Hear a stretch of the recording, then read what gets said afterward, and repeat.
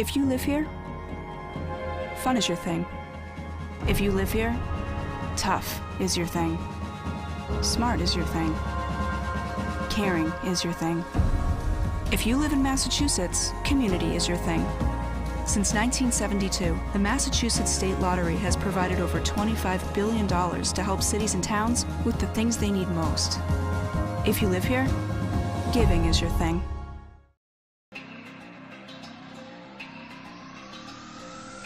My family earns respect. My family clears bases. My family breaks records. My family wins MVPs.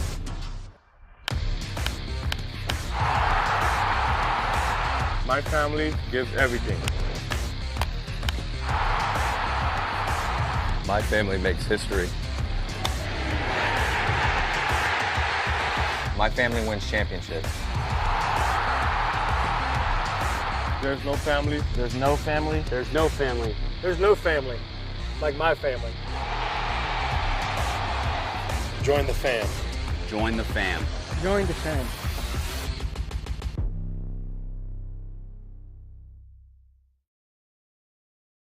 When Alaska Airlines needed a partner for the complex operations of travel, they made the switch to T-Mobile. Our 5G has Alaska Airlines and their customers covered, from major hubs to remote destinations. With 5G coverage ready now for the demands of today and the future, T-Mobile's network powers Alaska Airlines as they deliver next-level care for all customers.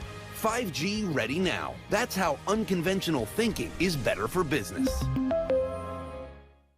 Coke Zero is now Coke Zero Sugar, with great Coke taste. Some people were excited to hear the news, some were skeptical. So we're not going to have the star of the show you're watching come out and say, "You'll love it." No special jingle written by this week's hottest pop star. No famous internet celebs who happen to be holding the label just so. Okay, maybe just one little pour shot. The only thing that will make you believe Coke Zero Sugar has great Coke taste is trying it yourself. Ice cold Coke Zero Sugar. Try one today.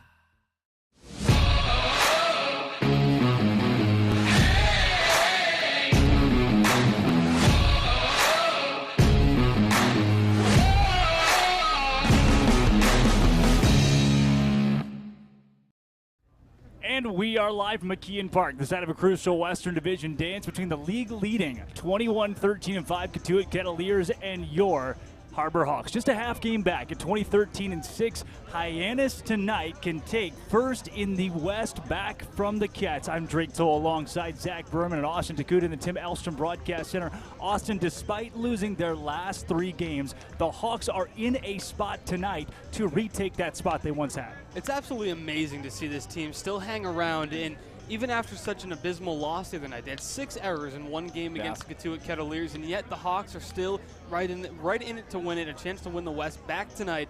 And if they can just clean it up a bit, I mean, they only lost by a couple runs in Cotuit at Lowell Park, even with the 6 errors, even with a handful of walks, and the Hawks stayed in that game till the end, so we'll see if they can turn the tide tonight. And Zach, the Hawks had an off day to recalibrate and get ready for today's game, which could be crucial.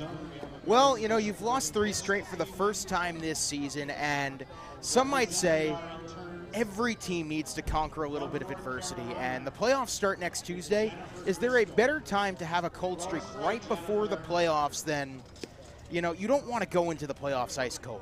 So you have this weekend, starting tonight, to just kind of hash things out, get on the right track, because you want to go into these playoffs, the first playoffs that the Hawks have seen since 2018, on a bit of a heater. So it all starts tonight, and it's all going to start with Zach Volker. Yeah, that was a big point of conversation tonight with Coach Eric Beatty, was that off day, and Zach Volker as well in our Dugout show, where we'll take you now. Drake Toll here alongside Coach Eric Beatty in the Dugout show. Coach, a tough stretch of games early in this week. How does an off day help these guys reset? I think the off day definitely came at a good time for us. We were doing some things well. We just weren't putting everything together in every game. But last game we definitely hit the ball well. We pitched the ball well. We ran bases real well. We just made some mistakes defensively that hurt us and caused us to lose. I was told that you guys had a cookout yesterday, and that if you weren't there, that you missed out. I wasn't personally invited, so I did miss out. What was that like for you guys to get together on your off day and still be around each other, even when you have 24 hours where you could get a break? Yeah, it's fun. I mean, these guys, we're all here away from home together, trying to accomplish the same thing. So even in an off day, to spend that day together, and everybody wanted to be a part of it, and us coaches were able to, you know, cook some food on the Big Green Egg and have everybody over to our awesome house. So it was a great day. I think everybody that was there and was part of it really enjoyed it. Coach, you know, in the game of baseball, sports in general, you get plenty of controversial calls. And when you see those on the field, what is your strategy in standing up for your guys and having those tough conversations with umpires?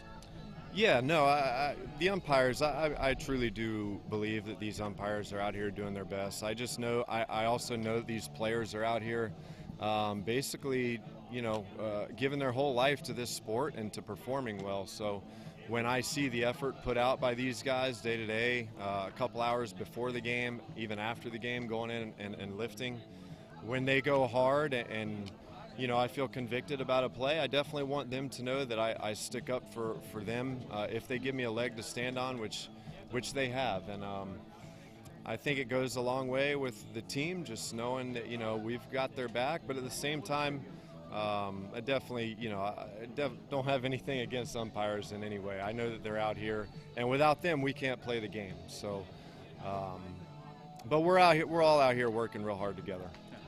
Coach, as far as the game today against Cotuit, you got Zach Volker on the mound, one of your all-star pitchers. How much confidence does that give your offense then with an arm like that on the bump to start? Yeah, Zach has done a really good job for us. He throws 4 pitches for strikes. He mixes them up really well. He knows how to pitch, and his pitch execution has been really good from what I've seen this summer. So, you know, I think our bats are going to go out. We hit the ball really well a couple days ago, and if we go out and do the same thing, we should expect a good outcome for us. Yeah, Mitch Jebb, Mike Sirota, Cole McConnell are all hot in this lineup right now. How much of a boost does that give then the bottom 6 guys when your first 3 are hitting as well as they are?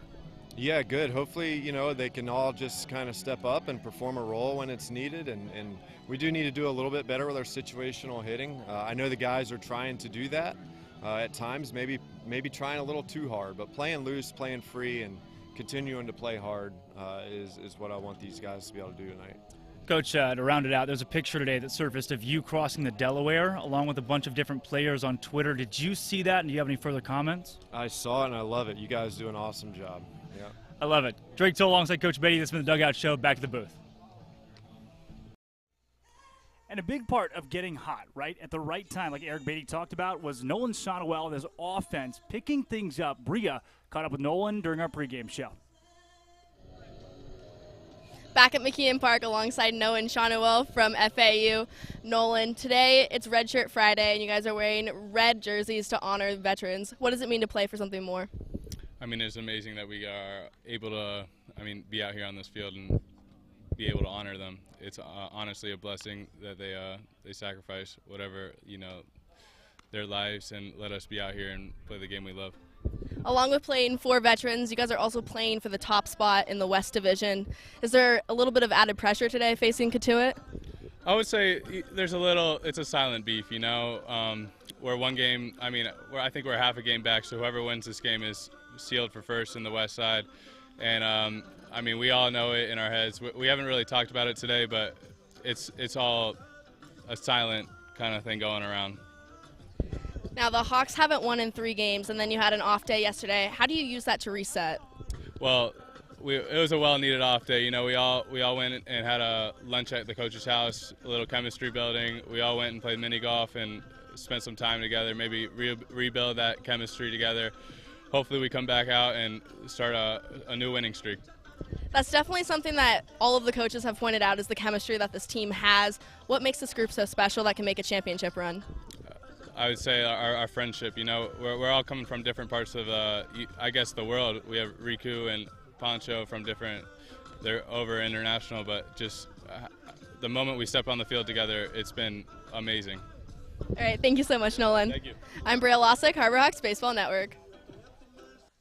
Welcome back into the Tim Ellison Broadcast Center. Drake Toll alongside Zach Berman and Austin Dugout. Zach, a big part. We've talked about Nolan Shonowell getting hot, but a big part of the lineup for Hyannis, and Beatty has mentioned it, we've mentioned it, that top three. Mitch Jebb, Mike Sirota, and Cole McConnell have been mainstays for Hyannis, especially in these last 2 weeks. Well, even Wednesday, even in a game that the Harbor Hawks lost, Mitch Jebb reached base every time he came to the plate Wednesday afternoon. He was 5 up, 5 on, scored 4 runs, hit his first home run as well. But that 1, 2, 3, and you couple that with Riku Nishida in the 9-hole, that creates a really formidable 4 straight guys at the plate that can really do damage. And the Harbor Hawks are going to need them to be their best tonight to take down Harrison Cohen.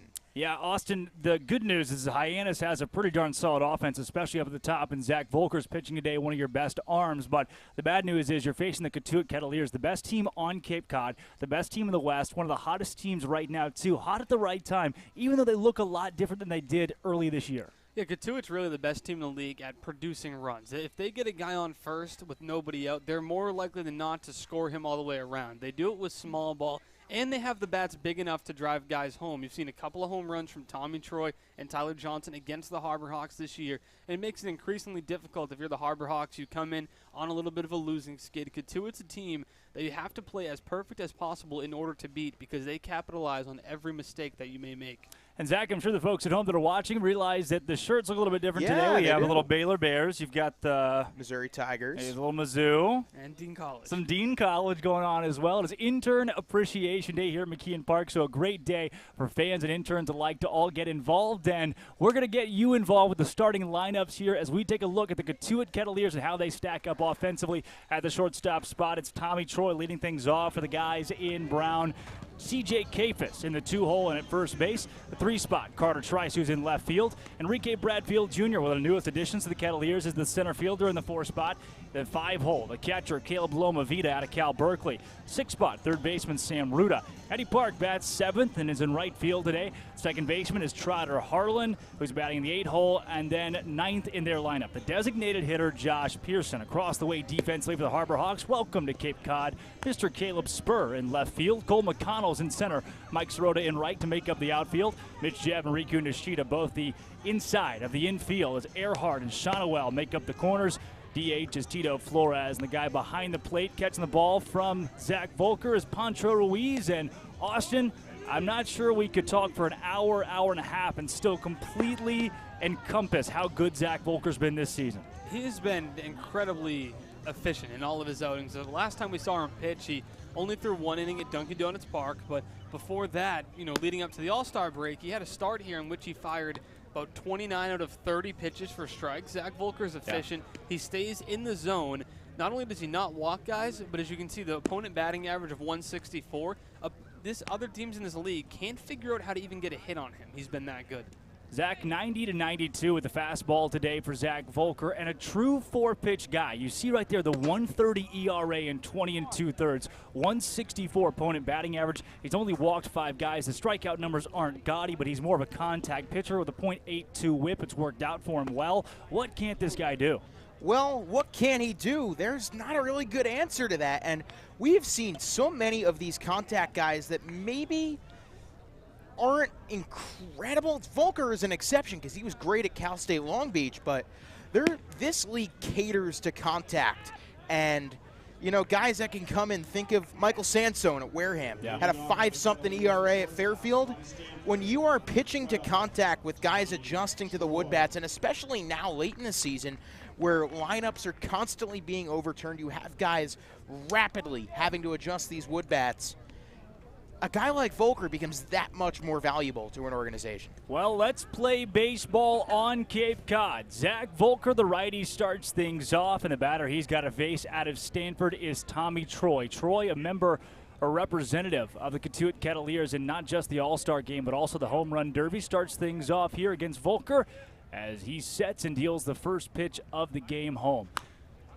Skied out of play behind us, and a big part of the game today, Austin, is going to be behind the dish in Pancho Ruiz and how well he's able. I mean, he's been the guy this whole season, right? Every catcher rotates a day or two, but this guy has been here since day one, and you need that behind the dish. He started opening day, and he's probably going to start first day of the playoffs when the Harbor Hawks get there. And He's going to continue to improve. He's a younger catcher and a guy who, coming into the year, you saw a lot of the prospects of somebody who has a makeup to be a really solid two-way catcher on offense and defense, and he started to put it all together here. Speaking of playoffs, Zach, these Harbor Hawks have already become strategic with how they're not just going to rest their guys, but throw their arms here. You're seeing Volker today on July 29th. The playoffs start August 4th. So with Volker today, Kodo tomorrow, that's likely your 1-2 punch in the playoffs now that you know you're going to be there. I would assume it goes Volker, Kodo, Jake Berry are your 1-2-3 that you throw in a playoff series.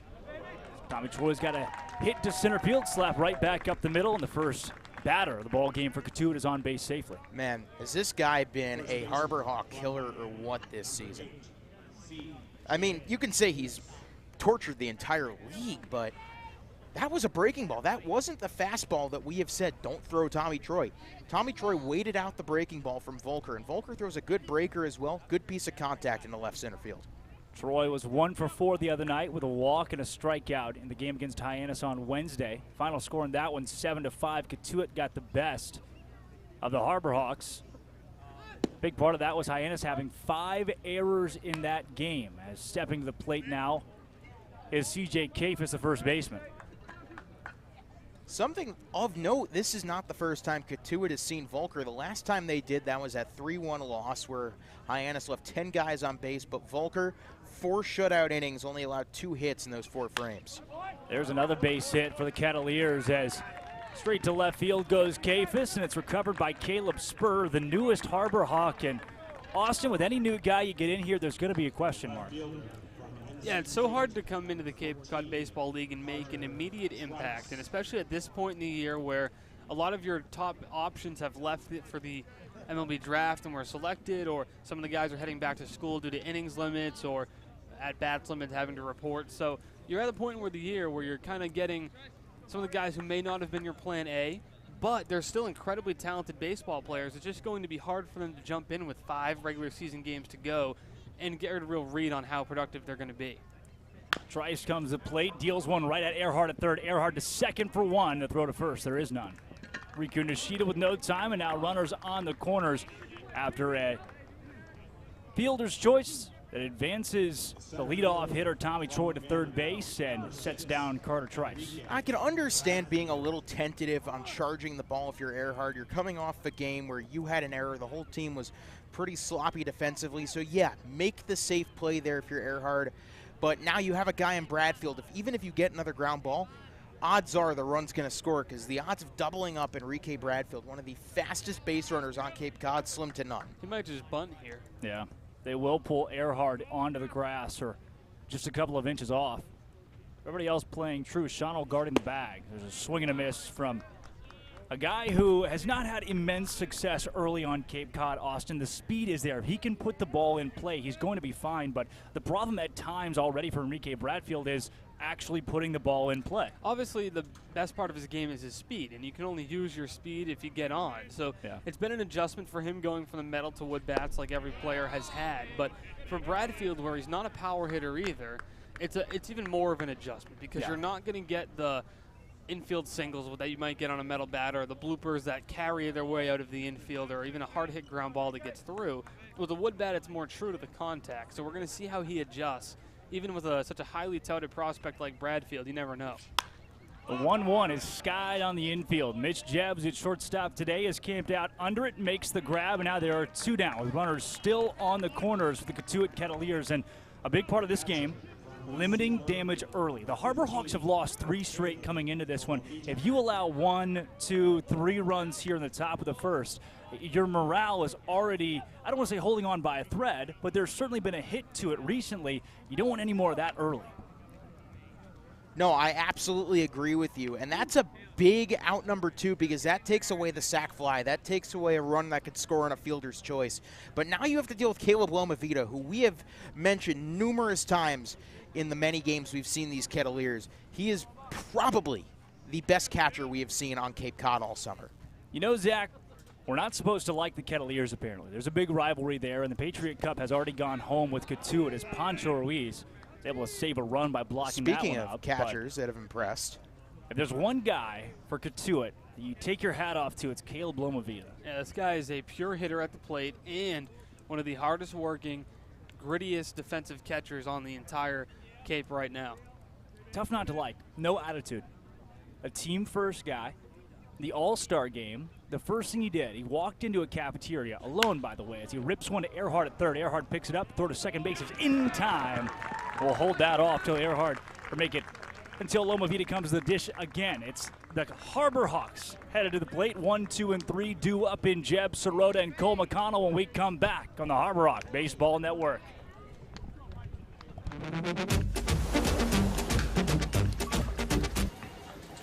Tastes like a Coke. We nailed it! Coke Zero Sugar. Have they nailed it? Sounds like they really nailed it, huh? Nailed it. And that's when you said,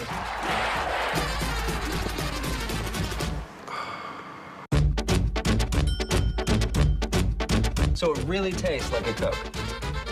Yeah, that's the point. When it comes to buying or selling a home, you need a partner, not just an agent. For over 50 years, Gibson Sotheby's International Realty has set the standard in excellence and performance. A seasoned team that has thrived throughout all markets. Our agents live and work in your neighborhood and understand you. We are over 170 agents strong, backed by an in-house marketing team and global reach that is second to none. From studios to penthouses, purchasing to renting, our team provides unparalleled real estate services.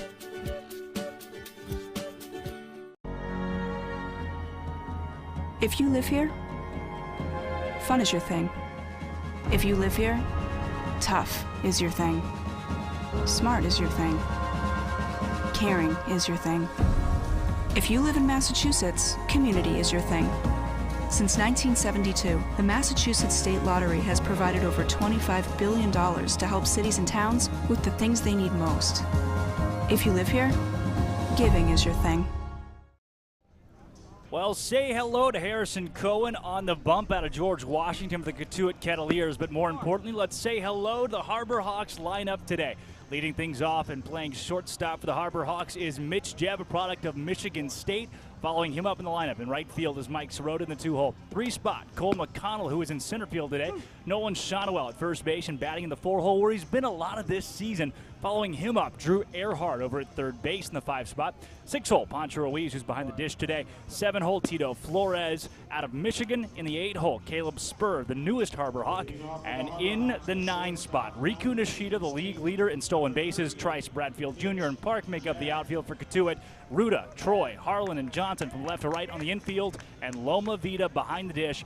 But it's Harrison Cohen that these Harbor Hawks have to deal with, who throws 89 to 93 from the right side. He's not necessarily going to overpower you, but when the slider, when the changeup are working, the guy's dangerous. Well, the Hawks have seen him a couple of different times in a couple of different roles, so he's certainly given them a little bit of trouble before thanks to the deceptiveness of his pitches. Mitch Jebb's got a base hit to left field. The first pitch he sees going oppo, and it's bobbled and gonna send Jebb to second. Not able to collect it is the left fielder today for the Cotuit Kettleers, who sends Mitch Jebb to 2, standing up. Well, there's guys that are on, there's guys that are hot, and then you have the guy like Mitch Jebb, who is the surface of the sun level, and Fuego has reached base in his last 6 plate appearances.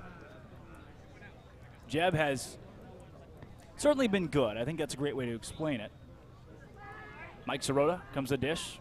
Similar to Jebb, has also been that. First couple of weeks for Hyannis has been almost unstoppable. The first pitch he sees from Cohen's a called strike. Jebb, 4th in the league in batting average at .328. And he's been red hot the last couple weeks. He's batting the last week .438. You think, all right, that's just kind of a blip. You'll have one of those guys in every one of these lineups. Then Mike Sirota comes the dish. And since July 12th, it's been a good time since July 12th. I've slept since then a couple of times. The guy's got a .404 batting average, 19 hits in 13 games, 11 runs. Not to mention, he is 3rd on the team in 14 RBI. He got here July 12th. The season started June 13th. This guy is unreal. Yeah. I mean, he does everything so well at the plate that you want from a hitter. He's patient, has a solid play discipline, but he also hits to all fields better than I think any guy on this team, and that says something because he has power to all fields, too. Yeah. We saw him hit a home run to right field. He RBIs to right center constantly. Loves to inside out the baseball. Is ahead in the count 2-1 here as Cohen goes inside and a little too far inside. Sirota up 3-1. There's one thing that Mike Sirota has not done a lot of this season for Hyannis, and that's walk. Yeah. That was his specialty at Northeastern this past season. His walk numbers were great, strikeout numbers were low. He's seen the opposite here in Hyannis. Not to say the strikeout numbers are bad, but certainly changed his approach at the plate. It's led to those 19 hits in 13 games as he takes a base on balls there. Well, here you go. Cotuit had runners on first and second, nobody out, and they didn't get anything out of it. And the Harbor Hawks, recent days, have had a knack for leaving guys on base. You have first and second, nobody out, the heart of your lineup coming up. Cole McConnell has been one of the RBI machines for this team. He has 20 ribbies on the year. The Harbor Hawks got to take advantage here, and they need to get out in this game on the right foot. You've lost 3 straight. How do you turn the page? See the umpire coming over and making motion to the Harbor Hawk dugout.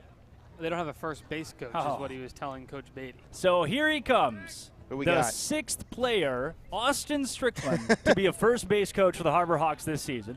The best part of this, so Pablo Ortiz got a job at Northern Colorado as their pitching coach. Moves away as a volunteer assistant from Louisiana Tech, was the former first base coach for Hyannis. You got to go. It's your literal job. So Pablo Ortiz leaves Cape Cod, meaning the Harbor Hawks don't have a first base coach. Well, B.J. Johnson, no. Kevin Ohm, nah. Ray Korn, no thank you. Eric Beatty's already over there at third base. So they said, look, we'll put a player out there. Not just one player, though. We've seen 6 different players take the first base coaching spot. I mean, for the most part, it's been whoever's started or pitched in the night before, but that's not 100%. Yeah, Christian Moore yesterday. Christian Moore is Wednesday. the most recent one, but the other guys, for the most part, have been people who have pitched, like Strickland in the last game, Jake Berry, Brody McCullough. Yeah. Steinhauer. Well, it is Cole McConnell at the dish here. McConnell is batting .277, 10th in the league in batting average, 4th in RBI. He's got 20 of those, as you mentioned, Zach. He's got a 1-1 count here against Cohen with nobody down and runners on first and second for the Harbor Hawks, who are trying to strike first. As that one goes right to the shortstop, Troy. Out at second, collected. The play at first in time. Yeah. I don't know. No, Austin, what do you see? I see Cole McConnell out at first base. Okay. And I don't think, and that's why Eric Beatty's not even giving it so much as a thought, because he's telling the dugout too, nope, we're not going to do that, because he was out at first. Close play? I'll disagree with you, just because why not? Mike, what'd you think, huh? What'd you think? I thought it was safe or out? Okay, we have multiple outs. I in the think he booth. was out by a footstep. Not by much. Nolan Shotwell steps the dish, was the pregame interview with Bria. Let's take a look, actually, at that play. See if we get a little replay here. Oh, I don't just kidding. Ha, I deked you there, didn't I? Not me. Yeah, okay. I knew that wasn't technically possible. You know, you got to go back and record it and all that stuff. Shotwell taps that one off foul to the right side. Got Mike Maynard on the mic cam today. It was also honored pregame, by the way. Mike, did they get you? Okay. I'm just bummed we had to miss out on the pregame pictures. I'm just going to have to Photoshop us in there. We did? We took a picture? No, Yeah. they had a whole intern team picture. Oh, we had our own special Yeah, picture. We did have our own special We did picture. do that. Yes, we did. Intern night at McKeon Ballpark. The 1-1 south side. That's one of the interesting nights here. Most of these nights, the specialty nights, are drawn to a certain demographic, right? Like they have Boy Scout night, Girl Scout night, Cape Cod 5, intern night. All the interns show up, which they would have done already, as that's tapped right to Trotter Harlan.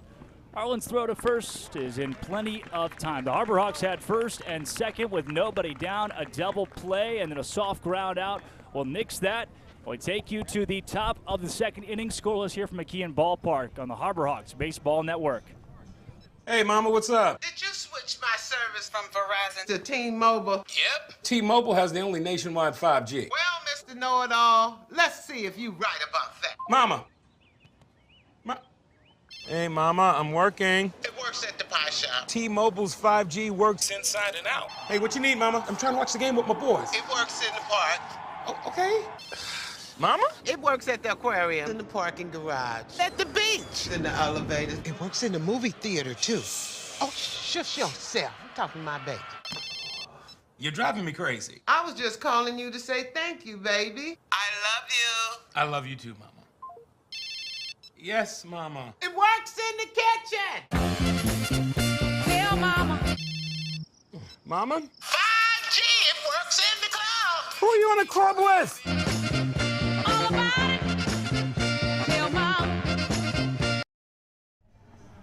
Welcome back to the Harbor Hawk Baseball Network, and Zach Volker found himself in a pinch in the first inning with 2 on and nobody down, but Zach found his way out of it. That's just kind of the pitcher Volker is. He is the definition of bend but don't break. Because he allows a lot of contacts, he'll allow his fair share of hits.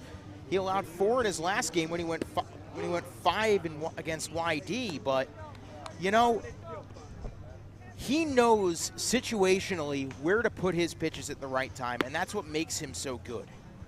Zach Volker transferred to Iowa. Play baseball there next spring, moving on from Long Beach State. Had a couple of Long Beach State guys here in the program, Volker being one of them. Rocco Pepe, the other, who has since gone back to college. So you're missing a good amount of guys who were starters earlier this year. We've already mentioned Phil Matulia is a guy who left a couple weeks ago. Rocco Pepe's out of that. Jackson Baumeister recently has gone home. Connor O'Halloran. Hammerberg got drafted. So big part of guys leaving is they got drafted or they got to get ready for the next college season. The inning limits are a big part of guys and how they're played on Cape Cod. First pitch at Volker said, oh, that's right in front of the plate. Pancho Ruiz is just going to pick it up, toss on down to first base, and in plenty of time, Sam Ruda is retired with a full swinging bunt that I think not only surprised him, just about everybody else in the infield, not named Pancho Ruiz. You've seen with Zach Volker that most of the contacts he allows are weak contact. He had that one in front of home.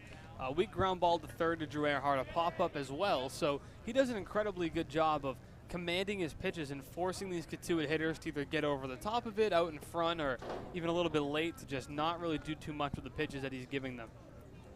Ruda gives way in the lineup to Eddie Park. Steps the dish, the left-handed hitter, takes a cold ball inside. Park out of Stanford, another Stanford guy alongside Tommy Troy, is a 21% center field hitter, right? Okay. 37% pull hitter. 42% oppo. Well, there you go. Goes oppo right there to Earhart. Earhart at third base.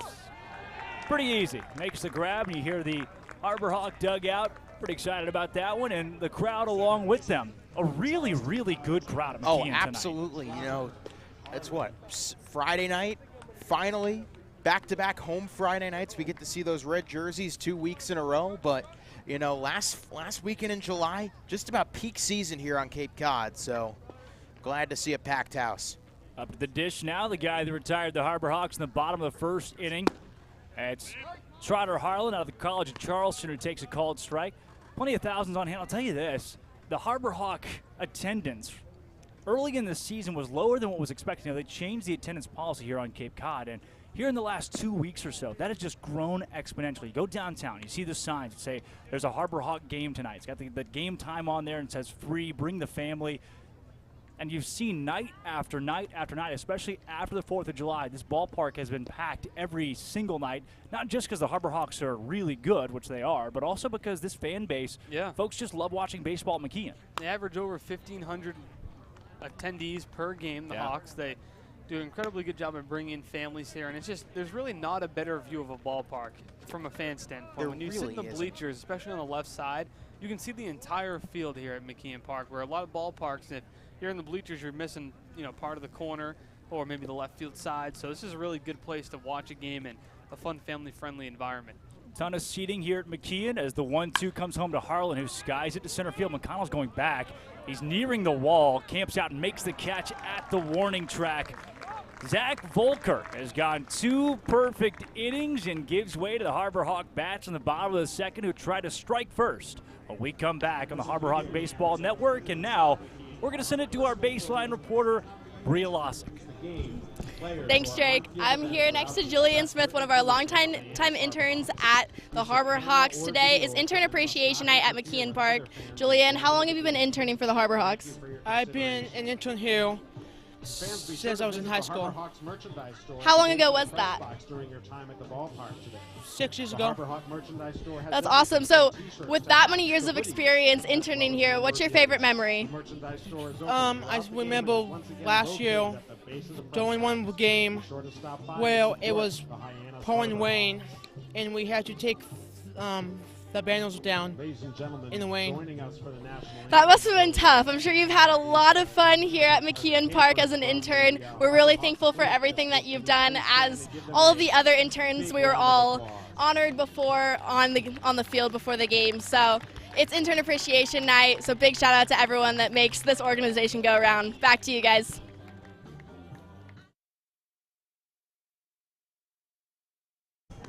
Well, thank you, Bria, and always great to hear from Julian and the rest of the interns here that will celebrate throughout the night as Cohen comes back on the bump. Taking a look at the Harbor Hawk offense this season.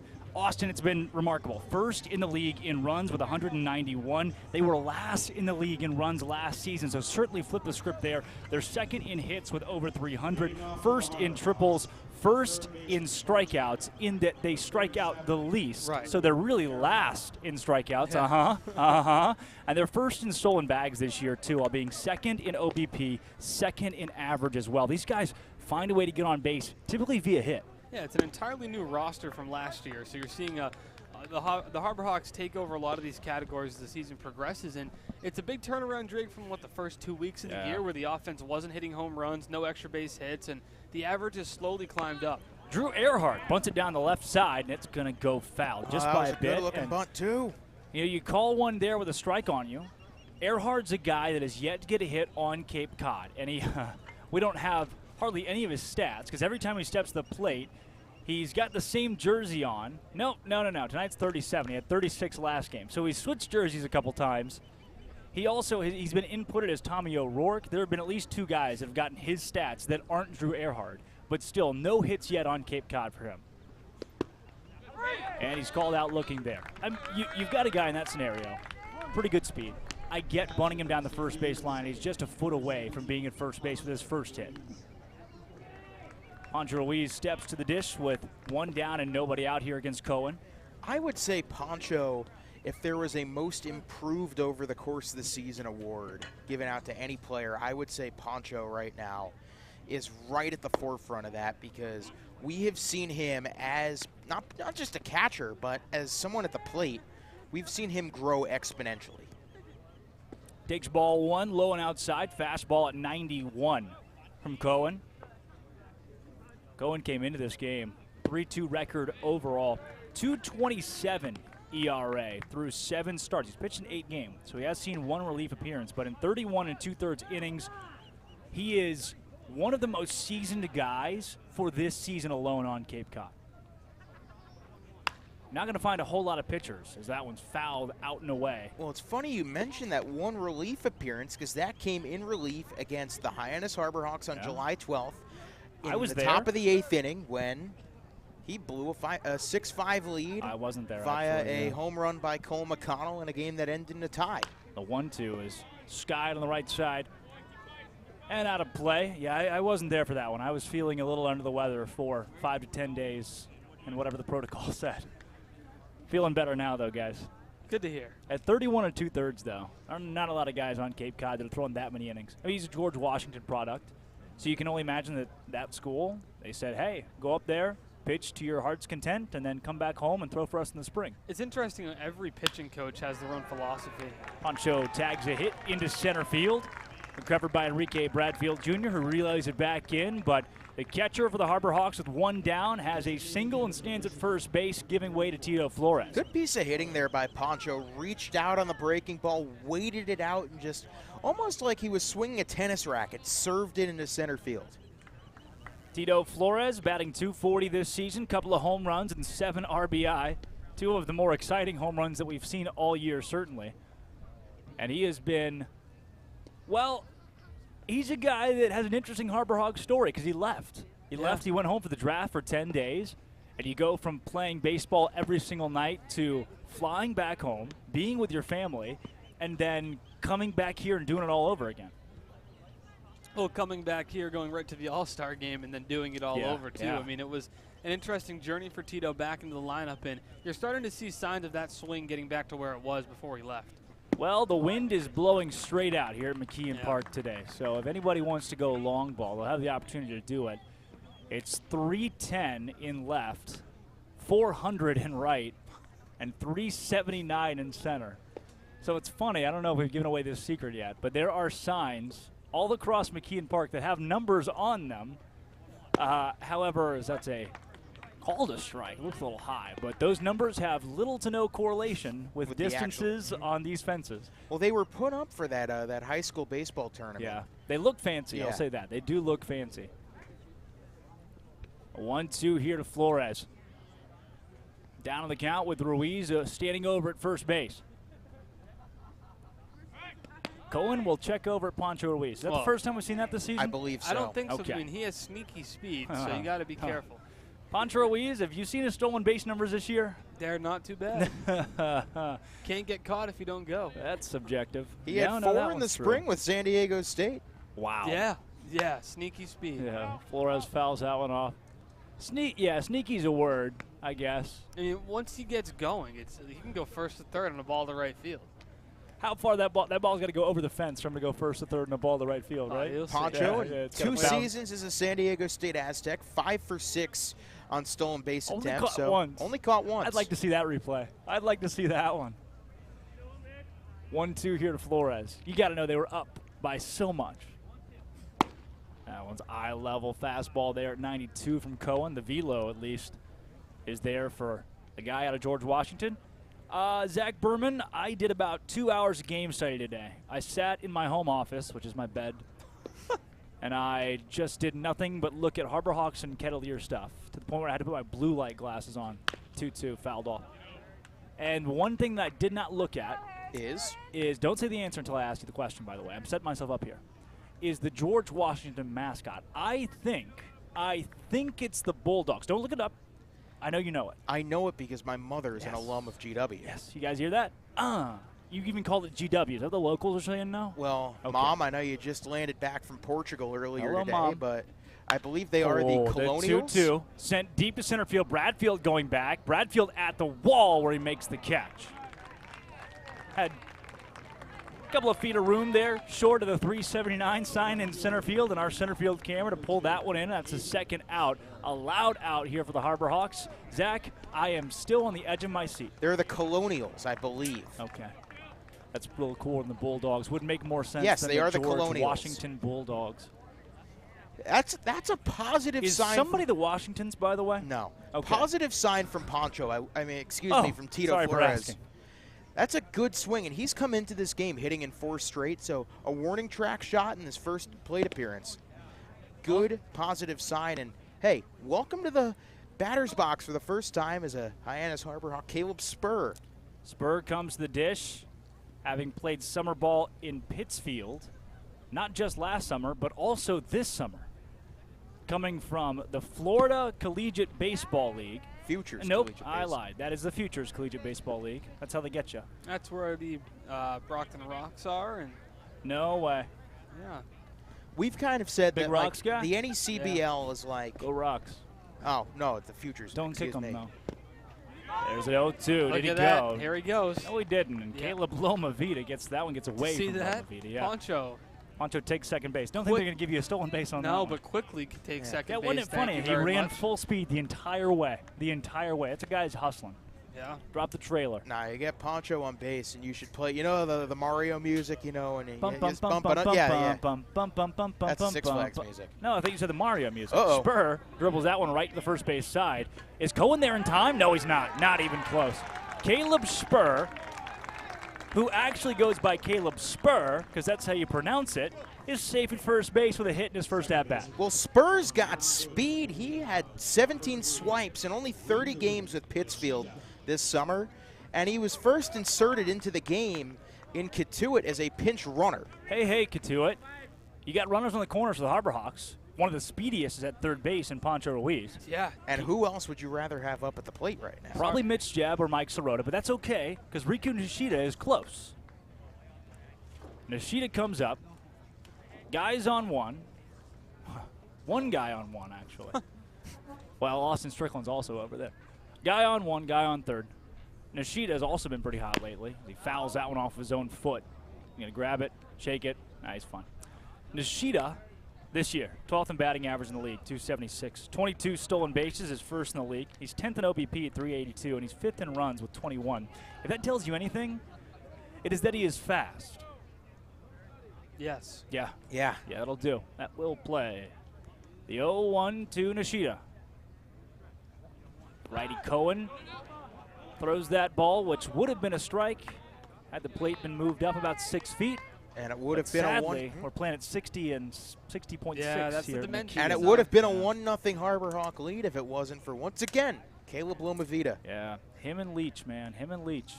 Two of the guys that we've really been impressed with here on Cape Cod.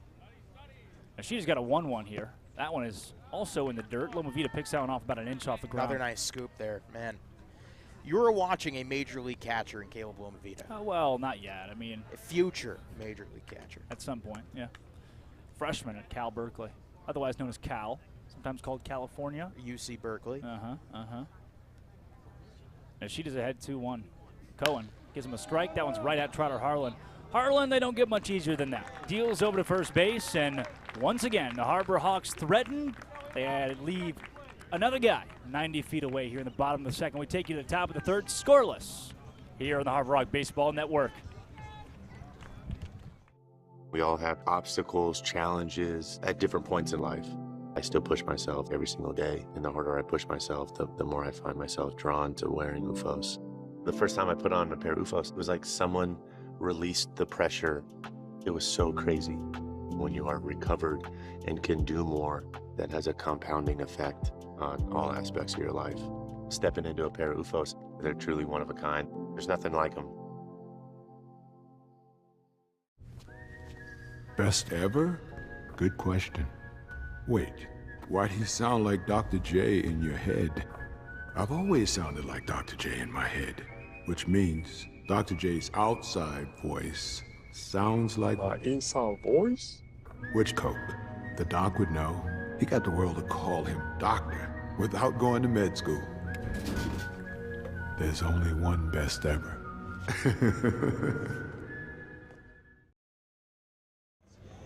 Welcome back to McKeon Ballpark. Zach Volker's on the bump. We've got a explorer out in center field that has found his way nearing our center field cameras. Happened a couple times this season where you get fans that go out to the outfield. Look, guy, if you're looking for a way to get poison ivy, doesn't get much better than that. We got a weary traveler out there who's in the middle of center field at McKeon Ballpark trying to find his way. Think it's a Kettleer fan? It's got to be, no, right? I think he's more interested in nature. Yeah. He's not even looking at the field. He's just observing all the greenery out there. Looking for one of those purple-crested boobies. The what? You ever heard of those? It's a bird. Is that a Pokemon? Zach, what? No, it's not a Pokemon. They wouldn't do that. They're not putting Pokemon Go in center field? No. Who's they? No, who is they, by the way? They is in the game makers? I don't know. The what? Whoever is like in charge. Divergent or something? I think it's Hunger Games, right? The game makers? Well, the game makers and the Hunger Games, I think those are the. That's the guy with the nice-looking beard. Effie Trinket. What's the actress's name? We saw Elizabeth Banks. Katniss Everdeen. What was that movie she was in the other night? Elizabeth Banks? Yep, that's right. Other night. There's a ball in the dirt, right-handed batter's box.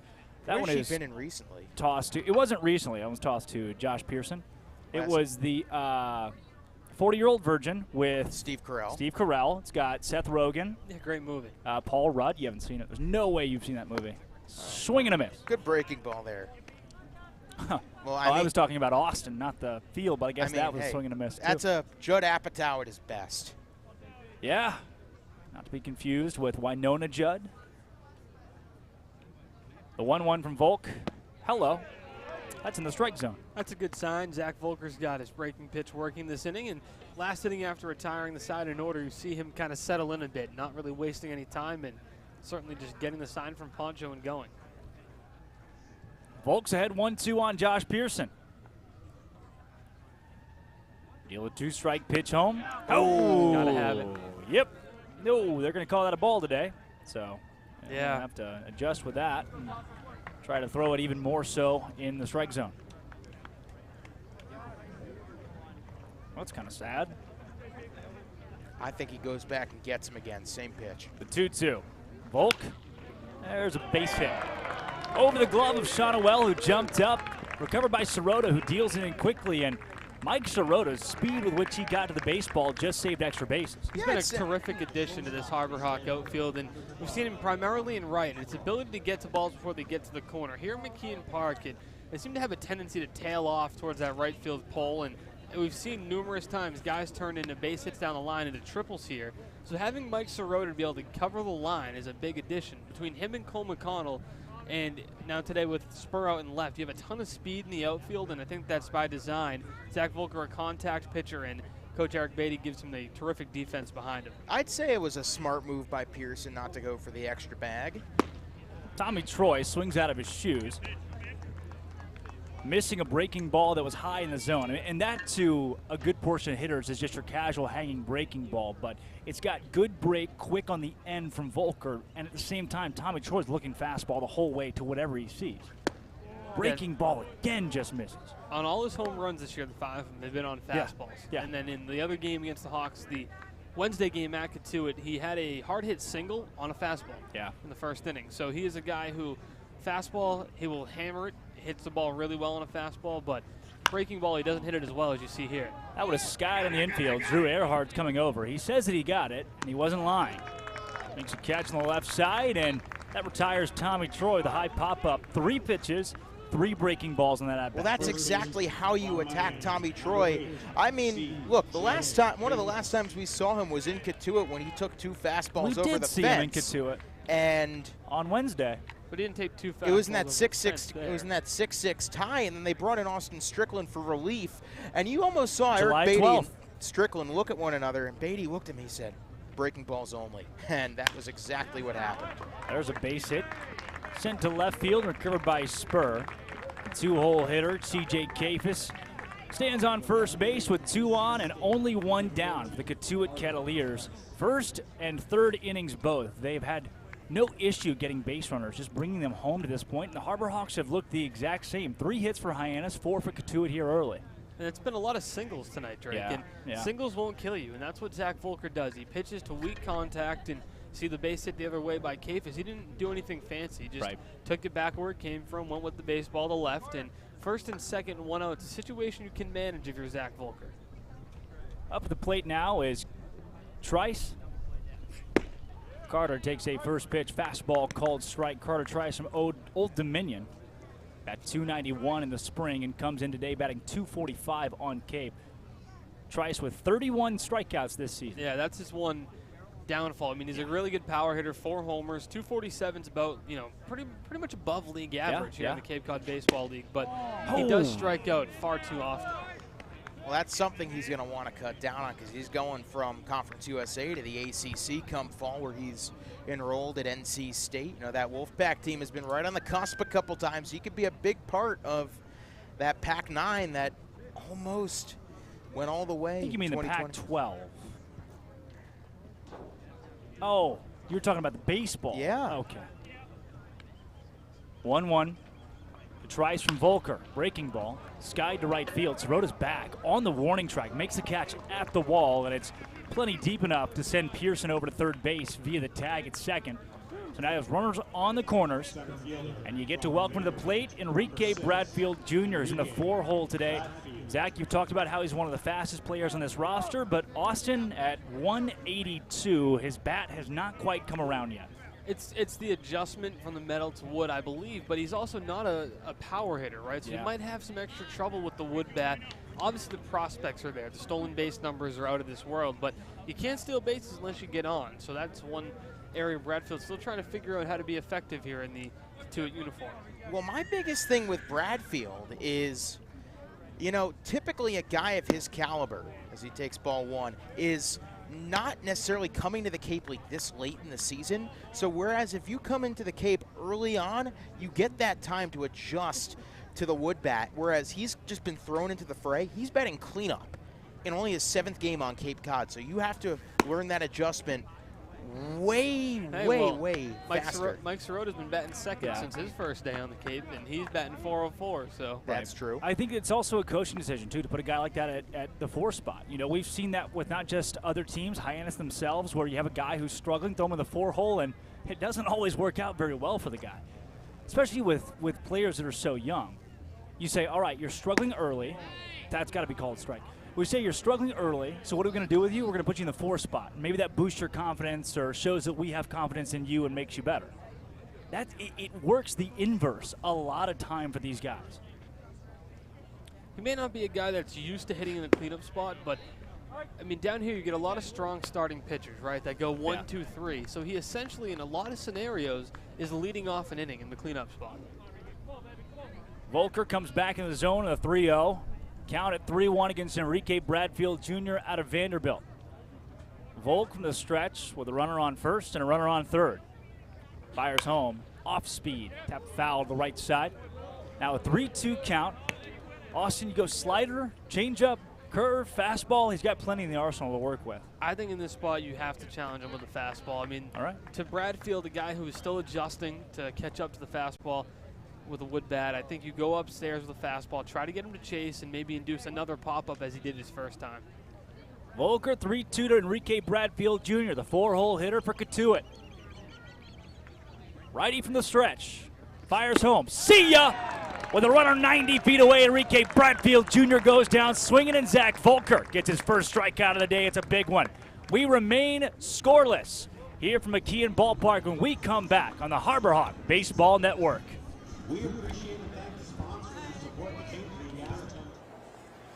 Diet Coke? Were you my mom? You should be so lucky, because you know what moms do? Well, I suppose we should start with the whole giving you life thing. It seems like that should be enough. No? Okay. What about her ability to send shockwaves through the neighborhood without saying a word?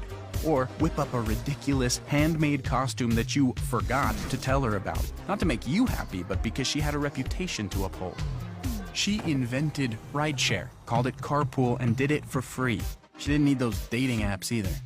You copied her jeans, her spin, her shoes, her scrunchie, and whether you realize it or not, her music. Why not? Oh, and she can win any argument in 4 words. Because I said so. Everything you're trying to do, she's already done it, did it better, and she did it with a Diet Coke in her hand. So, drink what your mama gave you. Welcome back to McKeon Ballpark and Harrison Cohen. Welcome back to the bump here with no offense for anybody. Nothing here through 2.5. And the Harbor Hawks are trying to change that. They have had no shortage of base runners so far in this game. Both teams are in that camp. But right now, Austin, a tale as old as time. The Harbor Hawks and stranding runners. Well, buenos noches, amigos. The Harbor Hawks have not exactly been off to a fast start tonight on the bases. Once they get guys on, they just have not been able to push them across or even advance them on the bases. Hola, well, ¿cómo te llamas? Well, both pitchers. Grite su número de seguro social, por favor. Both pitchers to this point have been the epitome of bend but don't break. Both pitchers have allowed multiple chances in scoring position. Both Cohen and Volker have worked their ways out of them equally. Así, Mitch Jeb. Yonk. Pops that one up on the infield. Drifting foul, making the catch. Bada bing, bada boom. Pretty easy candy corn there. Mitch Jeb is retired for the first time in his last 6 appearances. I believe so. Yeah, so 6 for 7. That will still get you 6 for 7. Get you some high praise from the baseball gods. All right, I'll go with it. What you eating there, Zach? Well, in between innings, I treated myself to a grape popsicle. I wouldn't say in between innings. I'd say in the middle of the innings. Grape? Grape. It was the last one that was left. No, you ate the last popsicle out of the fridge. That was my dinner.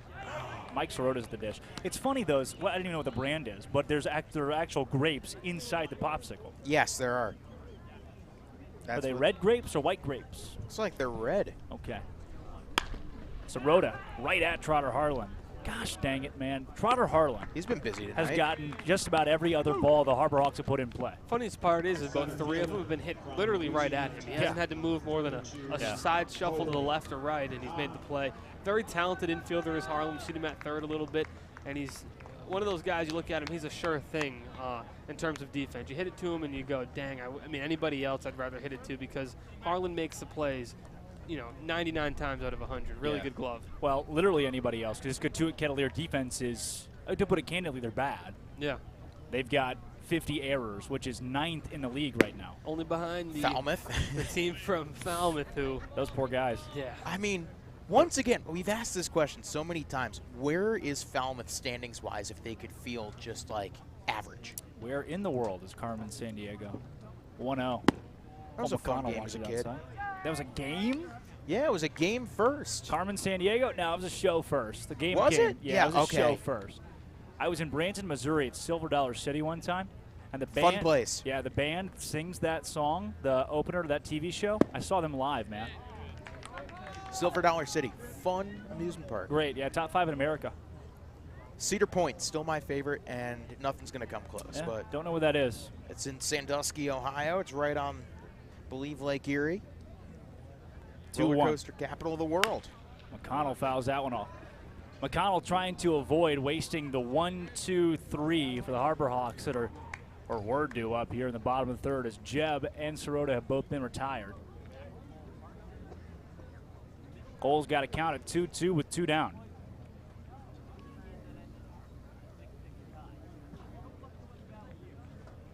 Cohen goes home. That one's tabbed left side of the field and down for a base hit. Over the leaping glove of Tommy Troy. Needed about a foot more of headroom to make that one. We've seen that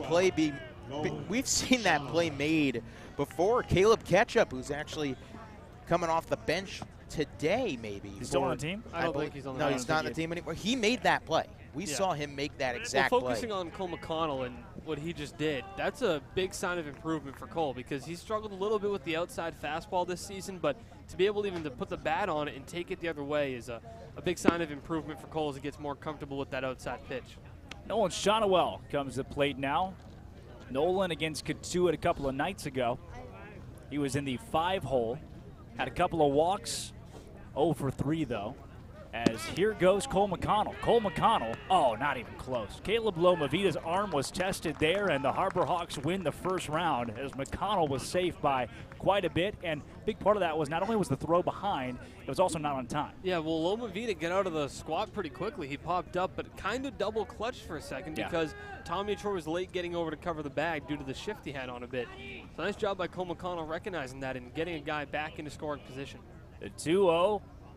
Cohen comes home and tosses that ball low. So Nolan Shonowell, wouldn't you know, it's funny. One of the stats that I told you guys, I go through some pregame stuff every day. I'm looking at, who does what and what does this and that and all that jazz. Nolan Shonowell just walks, man. Yeah. He is 4th in the league in walks with 20 of them as he takes strike 1 there. Shonowell has also played in 6 less games than Cooper Ingle, who leads the league. Amazing. He's played in 7 less games than Brito, who's behind him. Halter is 3rd with 34 and games another played. one. And now here's walk number 21 for Nolan Shonowell. And I think it's the opposing teams recognize just how dangerous this guy is at the plate. They clearly pitch around him in that situation. He didn't get one pitch inside. They were all in the outer half of the plate, low in the zone. Yeah. Because Nolan Shonowell can put the ball 450 feet without doing much at the plate. I mean, he is a guy who just little effort in that swing, but it's so compact and strong.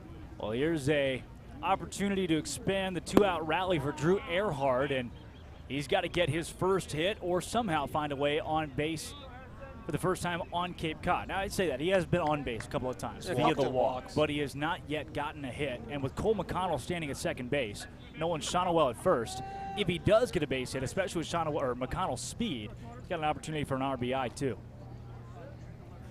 The 1-0, that one's hit off to the left side. You saw him 2 bunts in his first at-bat. With 1 strike here, I'm not sure that it's in play, but 2 outs. I mean, if he gets on, Pancho Ruiz comes up to the plate. He was already 1 for 1 today. Earhart is 0 for 1. I think this is a good spot to see what Earhart can give you. He had a great spring at Tampa, so he's obviously got it in him. Zach, if he hits a home run, will you give me a bite of that grape snow cone? That one tapped right at the third baseman. He throws to first and not in time. It gets away. Cole McConnell comes around to score. That ball's in the Cotuit bullpen. Nolan Shonowell's waved home. That throw's cut off. He's going to score, and the Harbor Hawks are up 2-0. The Cotuit Kettleers have surrendered 29 unearned runs this season. Why don't you add number 30 and 31? What a mistake by Eddie Park in right field. He went over and picked the ball up, walked 3 feet, and then just tossed it to the first baseman as Nolan Shonowell comes all the way around to score.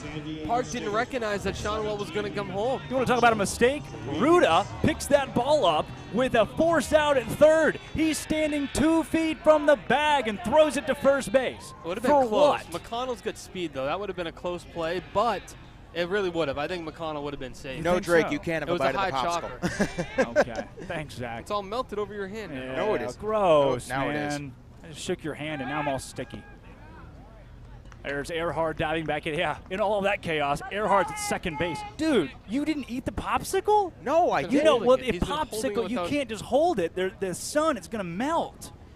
It's hot in here. Yeah, I didn't think that one through. No, No, you didn't. no. Yeah. Good luck now taking your headset. No, I see you're trying to take the headset off with the gross hands. That is one of the more spectacular things I think I've seen this season.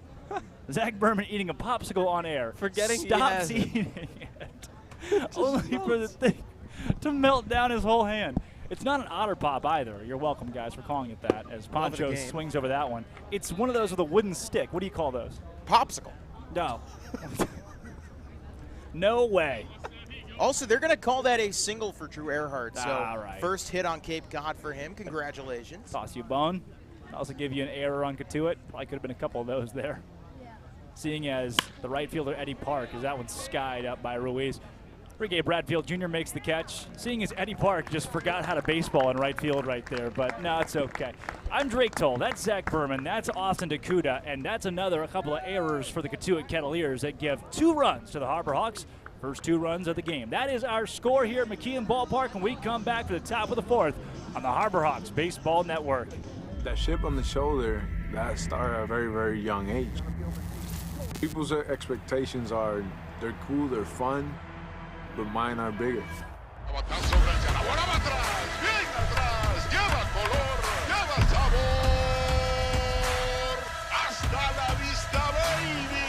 When you play in New York, they want to see winners. It doesn't matter if it's a Monday or a Friday or a Saturday. You got to come with it, or those fans will let you know. Pick one thing from me, pick one other thing from another player, make it your own, you turn to who you want to be. What motivates me is the unknown. You know, how good can I be? You get away from the lights, you get away from the camera. Mientras más presente yo esté en la caja de batería, más éxito tengo. Man, how can you not keep it fun, man? This is a kid's game. If you could go back and tell 10-year-old Francisco one thing, what would it be? You're a bad mother. That is Zach Volker on the mound for the Harbor Hawks. Again, they're going to leave him out there, as they probably should. No runs here through the first 3 innings. Only 4 hits surrendered. I say only. Look at the guy's whip. It's like a .81 coming into the day. I didn't expect that. I really didn't expect contact pitcher. So for those of you who may not know what whip is, it's walks and hits the innings pitch. So See, I was always told that it's with hitters in position. Right. I never told you that story. So anything under 1 means this guy's not allowing a base runner per inning, which is a great number to have. I mean, even some of the best major league pitchers have a whip of 1 or a little bit over 1 because they're allowing a base runner per inning or so. And he does a terrific job of just limiting that. And really, I mean, how easy does he make it on your defense when all the balls being hit in their direction are weak contacts? What's Kershaw's whip? Like 4, I think? This year, maybe. Yeah, no, I'm just kidding. Guy was an all-star, though. .95. Ah. Yeah, close. You just got to add 3. Volker at .81, though. Again, for a contact pitcher, don't really see that very often. First pitch, he deals home for a big cut and a miss. Thank you very much to Caleb Lomavita. Yeah, it was a broadcast game. Broadcast game? It was a broadcast I was listening to of a Baylor baseball game one time. But speaking of, I'm wearing my Baylor baseball jersey today. Intern day. And it is intern day. Every day yesterday is intern day. We have to show up every Intern day. So. Today is. So I'm listening to a Baylor baseball game, and one of the guys says, yada, yada, yada, this guy's whip, yada, yada. And one of the broadcasters, not ironic, says, yeah, for those listening at home that don't know what whip is, it's with hitters in position. Oh no. What would that even mean? As a pitcher, that's a meaningless stat. This guy's got a 1.23 with hitters in position. What would that even be? 1.23 what with hitters in position? Right. Bananas. Also, great popsicles. What does a hitter in position mean? The hitter's set and ready? It's not runners. Right. It's hitters in position. Yeah, a guy on second base has a bat. Then yeah, maybe. He's ready to go. He allows 2 players a game to have bats at second base. Oh man, that's skied. I should have said, oh man, it's an easy play. Spur makes the play. Well, that will lower the whip a little bit. Yeah, nice job by Spur. I mean, not really a difficult play to make, but it's good to see him getting a read on it. He initially broke in which he should have. So. Got a much better read than I did. That happens still to this day. I can't believe we haven't brought it up yet. Ball goes off bat, Drake thinks home run. That's pretty much, that's pretty cut and dry. I think you get used to it, but with the wood bats, you don't. It's not as easy. There's just the loud crack. Right. And then that ball starts traveling, you think, well, maybe if that ball gets in the jet stream. Yeah. There have been very few. There's not really much of a jet stream, though, here but today. you saw the one that went to left that Owen Diodati hit a few weeks ago with Wareham. Chatham. And we're just Cotuit? Wareham. Diodati. Yes. Diodati. And we're just Oregon. sitting here. Owen Diodati? We're just Well, there's the guy named Owen that's here today. No.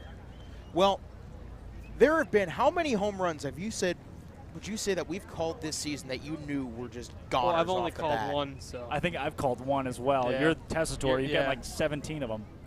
Yeah, but I even. Oh, there's a base hit. Yes, I haven't true had. fact. Thank you very much. That was Sam Ruda at the plate. Congratulations for Sam Ruda's first hit of the game. You don't necessarily know off the bat, like so many balls that look gone off the bat, you've learned have become warning track shots with the wood bats. Well, that one was only about 135 feet, so my gauge was a little off. And left field is 212. Yeah, might as well be. For Owen Diodati it is, yeah. I'm sorry, Austin. We've had a weird lack of there. no-doubters in this ballpark. We've lack only of had no-doubters? Yeah, I mean, the Harbor Hawks that I can remember, Shonwell hit one over the scoreboard a couple weeks ago. That's a called strike. Thank you for that gift. Did we get umpires today? No, we didn't. Oh. Huh. Zach, I thought you were the umpires guy. On occasion. Joe West behind the plate. And it looks like Angel Hernandez at first. CB Bucknor off a third. All right, well, they dropped those guys down, did they? Huh. I think we've had them about every game this season, actually. Interpret that as you will. We've had Major League umpires the whole year. That's what we're saying.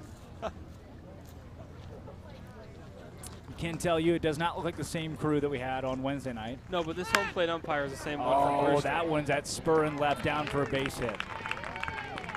So there you go, Eddie Park. Take that one and bring Trotter Harlan to the dish. Harlan is 0 for 1 today. The 8-hole hitter who's batting .286. That will play through 34 at-bats. He's got 10 hits. Austin, what were you saying about umpires?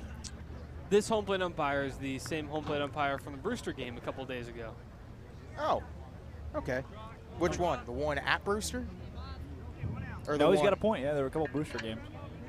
Yes, the one at Brewster. Did you know the Brewster PA guy is the Rutgers football and basketball PA guy? I learned that yesterday. Yeah, you ever looked at the Rutgers attendance for football and basketball games? Basketball's been pretty good as of late. Then again, the team's been pretty good as of late. Montre Ruiz bats that one down, keeps it out in front of him. He's got Harlan at the plate. Trotter Harlan is out of College of Charleston. You hear that? A little wind gust right there. Harlan's out of Teammate Charleston. of former Harbor Hawk Ty Good. Ty what? Ty Great. All right. You can tie great. You know how to tie great? I do, actually. Yeah. If there's anybody here who could tie a tie, my money's on Zach Berman. That one's fouled out. I got a nifty little tie collection back in the old apartment. Got a nifty tie collection. Yeah. So not just ties you wear, but you're a collector. I have about like 7 or 8 Vineyard Vines ties back at the apartment. Vineyard Vines? Yeah. We got to get you new ties, man. No, they make good ties, man. No. You can't Vineyard Vines ties. No, they're great, actually. Okay. Tie bat? That one on the nubs. Base hit to left field, collected by Spur. The bases are juiced now. Cotuit notches their 7th hit today. They got all 3 of them loaded right here. And the 9-hole hitter Pearson coming to the dish. Tommy Troy's behind him, so great time for a double play if you don't mind. Let's talk Caleb Spur, because he has played these last 2 balls in the left quite well, and he's kept both times runners from advancing. Spur's got nice hair, man. Hey, he's a long flow. You know, we lost Philip Matulia to moving back to Ruston a couple weeks ago, and Spur has filled the hair void, I would say. Well, he doesn't have a beard. Does not have a beard. So, as Coach Kevin Ohm comes to the mound here to talk to Zach Volker. Volker, to this point, has 48 pitches thrown, 32 for strikes, 16 for balls. like to let you guys know the wind is howling now. The wind It is is. absolutely picking. It's blowing straight out too. Not the best noise. Shark alert, my phone says. Wait, there has what? been a white shark I mean, it is Cape Cod. sighted 30 feet off of Nauset North Beach heading south. Nauset Beach. Coming this way. Yeah, I have gotten. Nauset Beach is off of Orleans. I've gotten 3 different shark notifications today. All of them white sharks. All of them at Nauset Beach. So if you are at Nauset Beach listening to the game right now, alert. Stay out of the water. Hey, Please I very grew calmly up going to collect Nauset yourself and find your way to the nearest non-shark threatening beach. Nauset Beach is beautiful. I went to Beachcomber yesterday. Great. Yeah. What'd you do for your off day? Got a haircut, played Good- basketball. You Nice did. haircut. I didn't even notice. Yeah. That's probably a good thing. And Harlan comes the dish. So I went to the Beachcomber. Really like it. They Awesome. had the peanut butter. They had the banana smoothie. Was good. The Goombay smash. A lot of good stuff there. Saw the Chatham broadcasters were there. Joe Puccio, Ian, those guys. Said hello to them. Dan Duva as well. Swing and a miss. And on the bathroom wall, where we parked like a mile and a half away, by the way. Yeah, the that's park's so far Beachcomber. away. On the wall was written, keep in mind, yes, there are sharks in these waters, but it is their living room. You are in their home. Very So, true. that's I mean, it's factual, but I it's did, also did still get in the water. The Arkansas guy got in. 62 degrees, frigid as that one's fouled right back to my cheekbone. yesterday I stopped by the old stomping grounds, play-by-play sports Going broadcasting out back camps to up in Mizzou? Boston. Oh, you didn't go to Mizzou? No, I did not Not go to those stomping Mizzou. grounds? New Jersey? Boston. Not those stomping grounds? No. Stomping Grounds is a song by the band Flatland Cavalry. They've played in Waco 2 times. I've seen them twice. Can't tell you much about the second one, but the first one was great. 0-2. Volker way ahead of Josh Pearson, who is 1 for 1 today. The 9-hole hitter for Cotuit. If Volk can set him down, he's got to deal with Tommy Troy.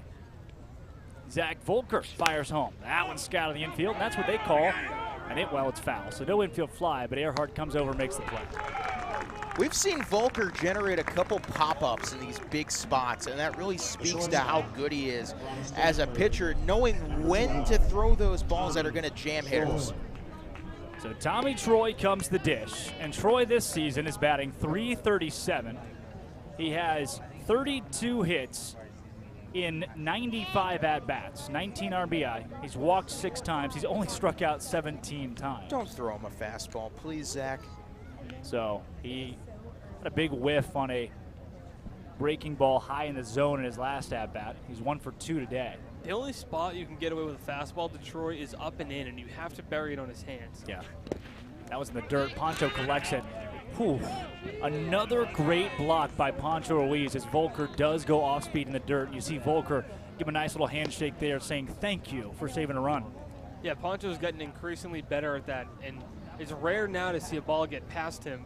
And, I mean, to Tommy Troy, you look at where his hands are when he's getting ready to swing. They're still kind of close to the body, almost like an Anthony Rizzo. Not as low as Rizzo, but they're a little bit further from the body, but kind of like drop there as you see that kind of low hold on him. So if you get an up and in fastball, he has trouble getting his hands to it. Here's the 1-0 to Tommy Troy from Zach Volker. There's a little off speed, just missed. Did he go? He didn't go, but it looked like that ball fell in there for a strike. And the problem with Troy, if you're not getting calls in the corner of the zone, if you're not being a Rembrandt, we have not used that word on the broadcast this season, by the way. If you're not being a Rembrandt here and getting calls, it's tough to work around Troy with the bases juice. There's nowhere to put him. Don't throw him a fastball still, please. Yeah. You could look at a 4-2 ball game. Yeah, can go outside there. Okay, not the best spot to be in here. Oh, thank you. Wow. Wow, that's good. Anything else? Sky's blue, grass is green. Well, there's a bunch of clouds, so don't really know if the sky's blue today. The grass has some spots. Green mostly, though. 3-0 to Tommy Troy from Zach Volker, trying to avoid a walk. Goes fastball low. So Tommy Troy takes first base, and that walks home the first Cotuit run of the day. And Austin, that might be the happiest I've been this season with a walk. Yeah, I don't love walking in a run, but in that situation, as soon as you fell behind 2-0, it's like, where can you go to Tommy Troy besides just give him first base and bring a run home? CJ Kafis, obviously a very difficult out still. He has 2 hits tonight, but I'd rather take her chances against CJ Kafis and Tommy Troy. Kafis 2 for 2 came into this game similar to Troy with only 16 strikeouts through 82 at-bats. He fouls that one right back to the broadcast booth. I saw you flinch a No, little I'm going bit to keep there. flinching too. Game 39. I'm going to keep calling still flinching. shallow that was pop him, flies to not left me. field home runs. I'm going to keep flinching on foul balls. No, something's never changed. See, my home run strategy is I don't call them as if I think they're going out. No, you until do. No, you say they're 100%. gone. Absolutely. That happens every time, consistently. The 0-1. That's a called strike. No, it's not. I'm calling it a strike. Oh. I'll relay that one down. Where did that miss? Inside. Inside, just a No little bit. chance. No, that was definitely Zero chance inside. on inside. That's okay. We play on. The 1-1 from Volk. Still in a good count to bring home a slider. If Volker can locate it. This could be his last inning of work, too. There Maybe so, yeah. was some action in the arm barn down the left field line. Steinhauer appears to be ready. 57 pitches this point for Volker.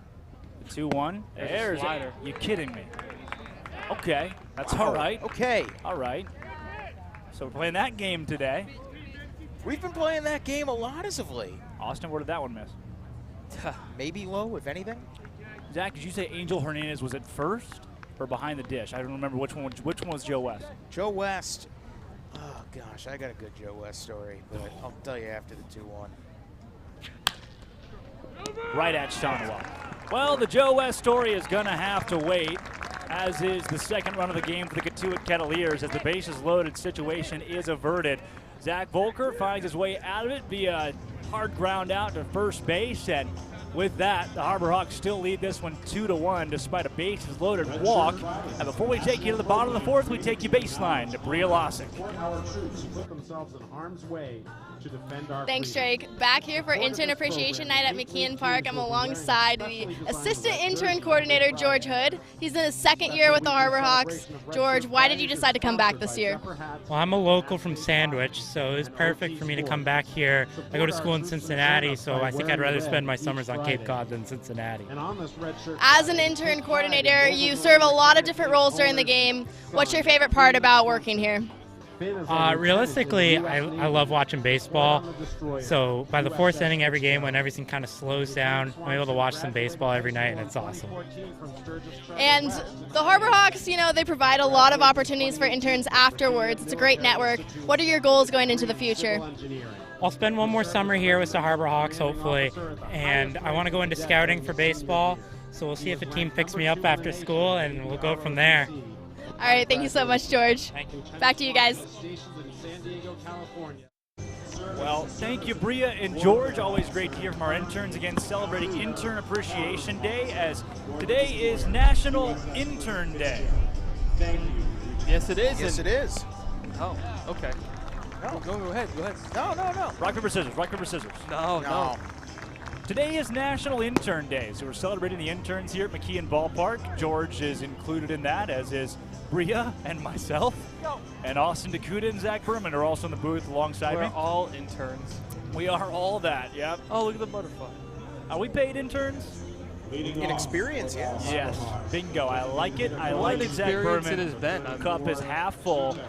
We also have Ella Gibson, Abby Stokes, Mike Maynard, our unbelievable producers that have put all this stuff together, the graphics packages, the ticker at the bottom of the screen, all the fun stats you see on the screen as well. That's all of them. As Tito Flores comes to the dish for the Harbor Hawks. Center field camera as well, giving you the views of the ballpark. The sights and the sounds. Not the smells necessarily, still working on that part. That'll be a day. Smell-o-vision, that's not, will be a not day. there yet. You should say smell-o-vision. Yeah, it was once a thing, I think. So that's a strike. Okay. Did you just say it was once a thing? Don't worry, Did you Google's just already say- fired up. Smell-o-vision. Smell-o-vision, all right. Man, I don't even know. I don't even have any guesses on this one. Smell-o-vision. It was real. Okay. Wow. Zach Berman, you win. The 1-1 to Flores. Fouls that one off out of the right. So smell-o-vision Like was a a jack-o'-lantern, system but that vision. released odor during the projection of a film so the viewer could smell what was happening in the movie. How long did that last? I don't know. Yo, like we got a rainbow in 1960. right field. Yo, thanks, man. Where is it? I see it. You see, Left of the light pole. Yeah. Oh, there's a 1-2 count on the field, by the way. Huh. Flores swings and misses, and yes, there is a rainbow. Did you know that every rainbow is a double rainbow? Yes. Yes. You promised you knew that. Yeah, I did. What if I told you it's not true? See, I don't know that much about rainbows. So you just told us that you Why did. did you just say you did know it? I deked you with the rainbow thing. I deked you with the rainbows. I'm going to be honest with you, Zach. I don't know. It might be a thing. It might not. I'll Google it. Caleb Spur comes the dish for the second time today. Spur is 1 for 1 on his Cape League season. First at bat, a base hit using his speed on the infield. Spur is ahead in the count now, 1-0. That is some wind down there today. That flag is blowing straight out. Yeah, Mike, you got a shot at the flag? Mike's got a sandwich in his left hand. You see that, folks? Mike, turkey or ham? That is the American flag. You and get it a is ball to blowing right center straight today, out. you're in good shape. Me? No, if you Anybody. Anybody. Okay. You as an anyone hit the ball that way. Well, Spur hits the ball right back into Loma Vita's glove. Just tipped that one foul. Spur, I love that these guys, like Spur, who's coming from the Futures Collegiate Baseball League, you're inserted into Cape Cod on one of these teams as he sees a ball outside. If Wareham calls you and says, we want to pick you up, Wareham lost like 8 guys today. I texted one of the broadcasters, Cam E's there, because they'd lost so many players. You've got to find replacements for the last 5 games. You can't just not play with baseball players. Right, and the thing is your replacements have to like 2-2, lined up the middle for a base hit. Caleb Spur is 2 for 2 today. Look at this guy. What a nice piece of hitting. He waited out that breaking ball to break right over the plate and just slapped it right up over the middle. Zach, all rainbows are double rainbows. Really? The FCBL, where Spur just came from, is also a wood bat summer league. So True. he certainly had, obviously the level of pitching is a bit different, but has had some experience with the wood bat, so that certainly could help play a factor into his adjustment or lack of adjustment needed, as he's already 2 for 2. Well, I'd much rather have that than a guy who's been not on the couch necessarily all summer. I get that's a saying. I mean, they've probably been in the gym, they've been working, but most of these guys, you call a kid up that plays for Florida, right, and say you want him to play tomorrow on Cape Cod.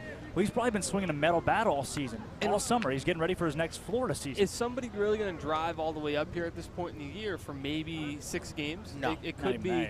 It could be, depending on what team you get, if you lose in 2 games in the playoffs, you really only are up here for a cup of coffee. And so the most likely situation is it's going to be guys who are already up here from the Futures League or the NECBL when their seasons are done that join the Cape League to help these rosters be filled out. Even better if you're Spur, you're not going to replace a guy on a team that's treading water or, low end of the league. You're going to the best team. The second best team on Cape Cod right now, and Hyannis has an offense with first in runs this season. They've scored more runs than any other team on Cape Cod. But welcome to the show with the best team on again, one of the best teams on the Cape. I hate that we can't say that anymore. 2-0 goes back to first base. I want to see if they send Caleb Spur. He's got the speed. We've mentioned it before. How many stolen bases? Well, got to dig that back up. How many stolen bases did Caleb Spur have? That would be grand total of 14 this spring at Endicott, 17 with Pittsfield. Oh, Riku Nishida sends that to right field, deep at the warning track, and it's off the wall. Riku Nishida sends Spur around second. Nishida into second safely. He's got a double. Riku puts runners at second and third with only one down. Nishida flashed the power. Riku Nishida not only flashed the power, but he watched it and bat flipped on it and still got a double. Riku Nishida, you see him kind of apologize to Coach Beatty. Beatty can't stop laughing over here. Riku bat flipped, watched it, and usually he's the fastest guy out of the box. He's having a ball. Look at Beatty. He can't stop smiling. Riku Nishida just hit one off the base of the wall and got his money's worth on it, too. Riku, he's done that twice this season now, both times against Cotuit. Beatty is all smiles. Some might say he bench pressed that one off the right field fence. Well, here comes Mitch Jebb. He's reached base in 6 of his last 7 appearances at the plate. Get this, too. Mitch Jebb used to be a Cotuit Kettleer. No way. You know who Clayton Kershaw went to high school with? Who? Matt Stafford? Matt Stafford. Yeah, you get it. You get the joke. 1-0 to Jebb. Yeah, we should probably talk about that more often, about how Jebb used to play for Cotuit. No, there's... You know who used to play for Hyannis? Cam Schulke. Yeah, Cotuit's best relief pitcher. You definitely, when you call... He literally is. He actually is their best relief pitcher. Yeah, when you call enough games... 0.56 ERA right now, For... 2-0. Jeb sends that to center field. Enrique Bradfield Jr., you're not fast enough for that one. That's over the wall! He sneaks one into the screen. Mitch Jeb found the stratosphere. The wind's blowing straight out. Say goodbye. Well, I did not see that one going over the fence. That was a straight line drive off the bat. And hello, power bat Mitch Jeb homers in his 2 straight in back-to-back games. But Drake, that looked like that was a long, loud double off the wall, and it just stayed up forever. And Mitch Jeb just hit a home run that will knock Harrison Cohen out of this game as Mike Roberts comes to the mound. Mitch Jeb is such a good hitter that his line drives have so much behind it, it might just get out. It's a party, it's a party, it's a party. The Harbor Hawks are rowdy at McKeon, the Cotuit Kettleers. They got to go to the bullpen. Mitch Jeb just snuck one about 30 feet over the fence. Scoring Spur, scoring Nishida, scoring Mitch Jeb, the league leader in runs. And when we come back, it is all Harbor Hawks in the bottom of the 4th. What are you looking forward to? Adding a takeout window? And more locations. Paying off my student loans. Juggling my 4 small businesses and staying sane.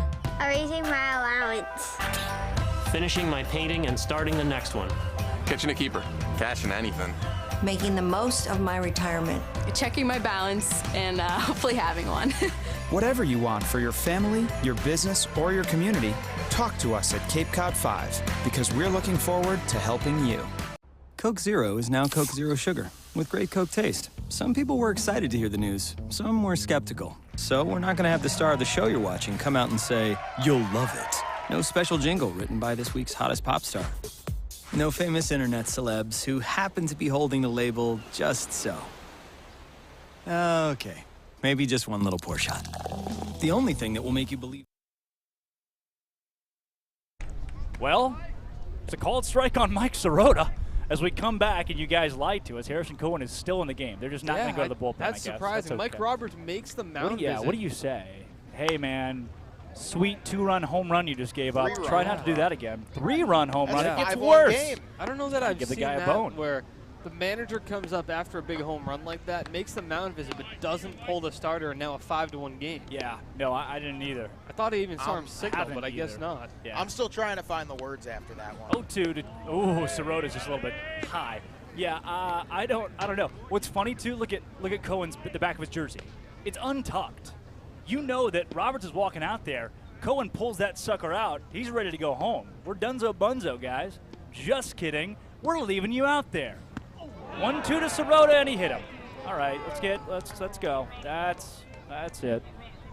I don't get from a managerial standpoint what is going through your head when you say I'm going to go have a 1.5-minute long mound visit out here, and then the kid's jersey's untucked right now. He's ready to just come off the mound. He's ready to go, and then I'm going to walk back to the dugout, say that you're staying out there. Then he hits the guy. Can we talk about the fact that Harrison Cohen has been one of the best pitchers in the Cape Cod Baseball League all season, and the Harbor Hawks for the 2nd straight game have hit him. This is not a guy that gets hit hard at all. Well, not the 2nd straight game. He didn't pitch on Tuesday. The last time he saw Hyannis, they hit him. Wednesday, I thought. That was a called ball. McConnell got away with that one there. Look at the wind. You see the wind out there? I don't even know if it was the wind that took the Jeb homer out. No. Absolutely. Yeah, absolutely. That, got up there that was a little routine. I mean, most days, Andrew Pinckney, Cole McConnell, somebody's coming over to grab that one as it's laced right back up the middle. There's an out at second. The throw over to first is in time. But not before Mitch Jeb hits the most unassuming 450-foot home run that anyone's ever seen in their entire lives. This one's blown wide open. It's 5-1. The Harbor Hawks lead it through 4. They got to try to hold on to that when we come back for the 5th on the Harbor Hawk Baseball Network. With Hood Milk, you can trust your family is getting high-quality milk in every nutritious and delicious drop. It begins here on farms that Hood selects, with farmers who uphold the highest standards and who pledge to never use artificial growth hormones. And you'll see that care continue right to your home with our Light Block bottle, which protects the fresh taste of your milk. At Hood, we never stop caring about our milk because you never stop caring about your family.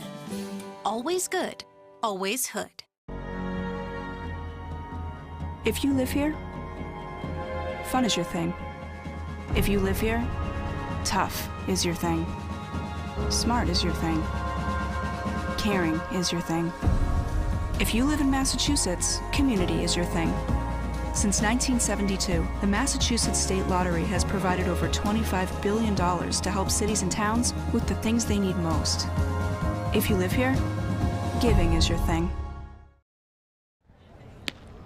Well, after maybe the weirdest home run that has ever occurred in Harbor Hawk history, the wind blowing straight out, Mitch Jebb takes advantage. Check out this guy. In the last week prior to today's game, 438 batting average, 500 OBP, first in runs, first in hits, first in stolen bases in the league.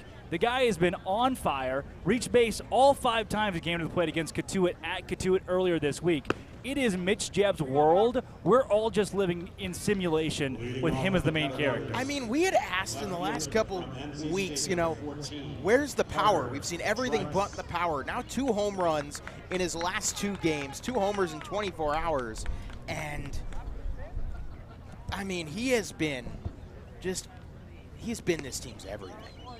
What a pickup for Nick Johnson, Mazdak Darvari, to see him hit the waiver wire. Between Mitch Jebb and Mike Sirota, the Harbor Hawks might have the 2 best waiver wire pickups all season in the Cape Cod Baseball League. 2 guys that played for other teams to start their Cape League year, Mitch Jebb and Mike Sirota, batting 1 and 2. And in the last week, Mitch Jebb has had a 438 batting average, only going up after that big long ball. 5 for his last 6 with 2 homers. Sirota's last 2 weeks is hitting 404 as that ball is sent to left field. Spur is under it. Ha! That one's not getting out. You got to hit it to right field. Spur records the first out of the top of the 5th.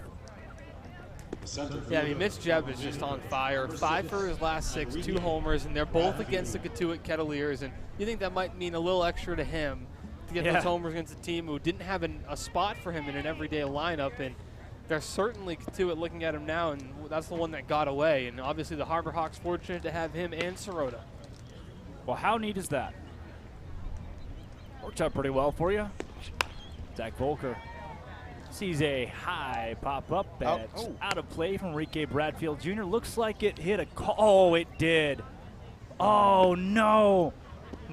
That's a maroon SUV. Did got it get like Maryland plates. Did it get the Kia SUV again? Oh, no. Yikes. All right, well, a new back windshield for that guy. And a souvenir for a fan, because it didn't even bounce inside the car. It bounced off of it. I feel like that car has been a magnet for baseballs all summer. Volker is ahead in the count 0-2 against Enrique Bradfield Jr. That was a little high. I'm still so surprised by that Jebb home run that I forgot to mention he now leads the team in RBIs. Mitch Jebb leads the team in RBIs? 21 RBIs on the year after that. RBI, I think. RBI. RBI.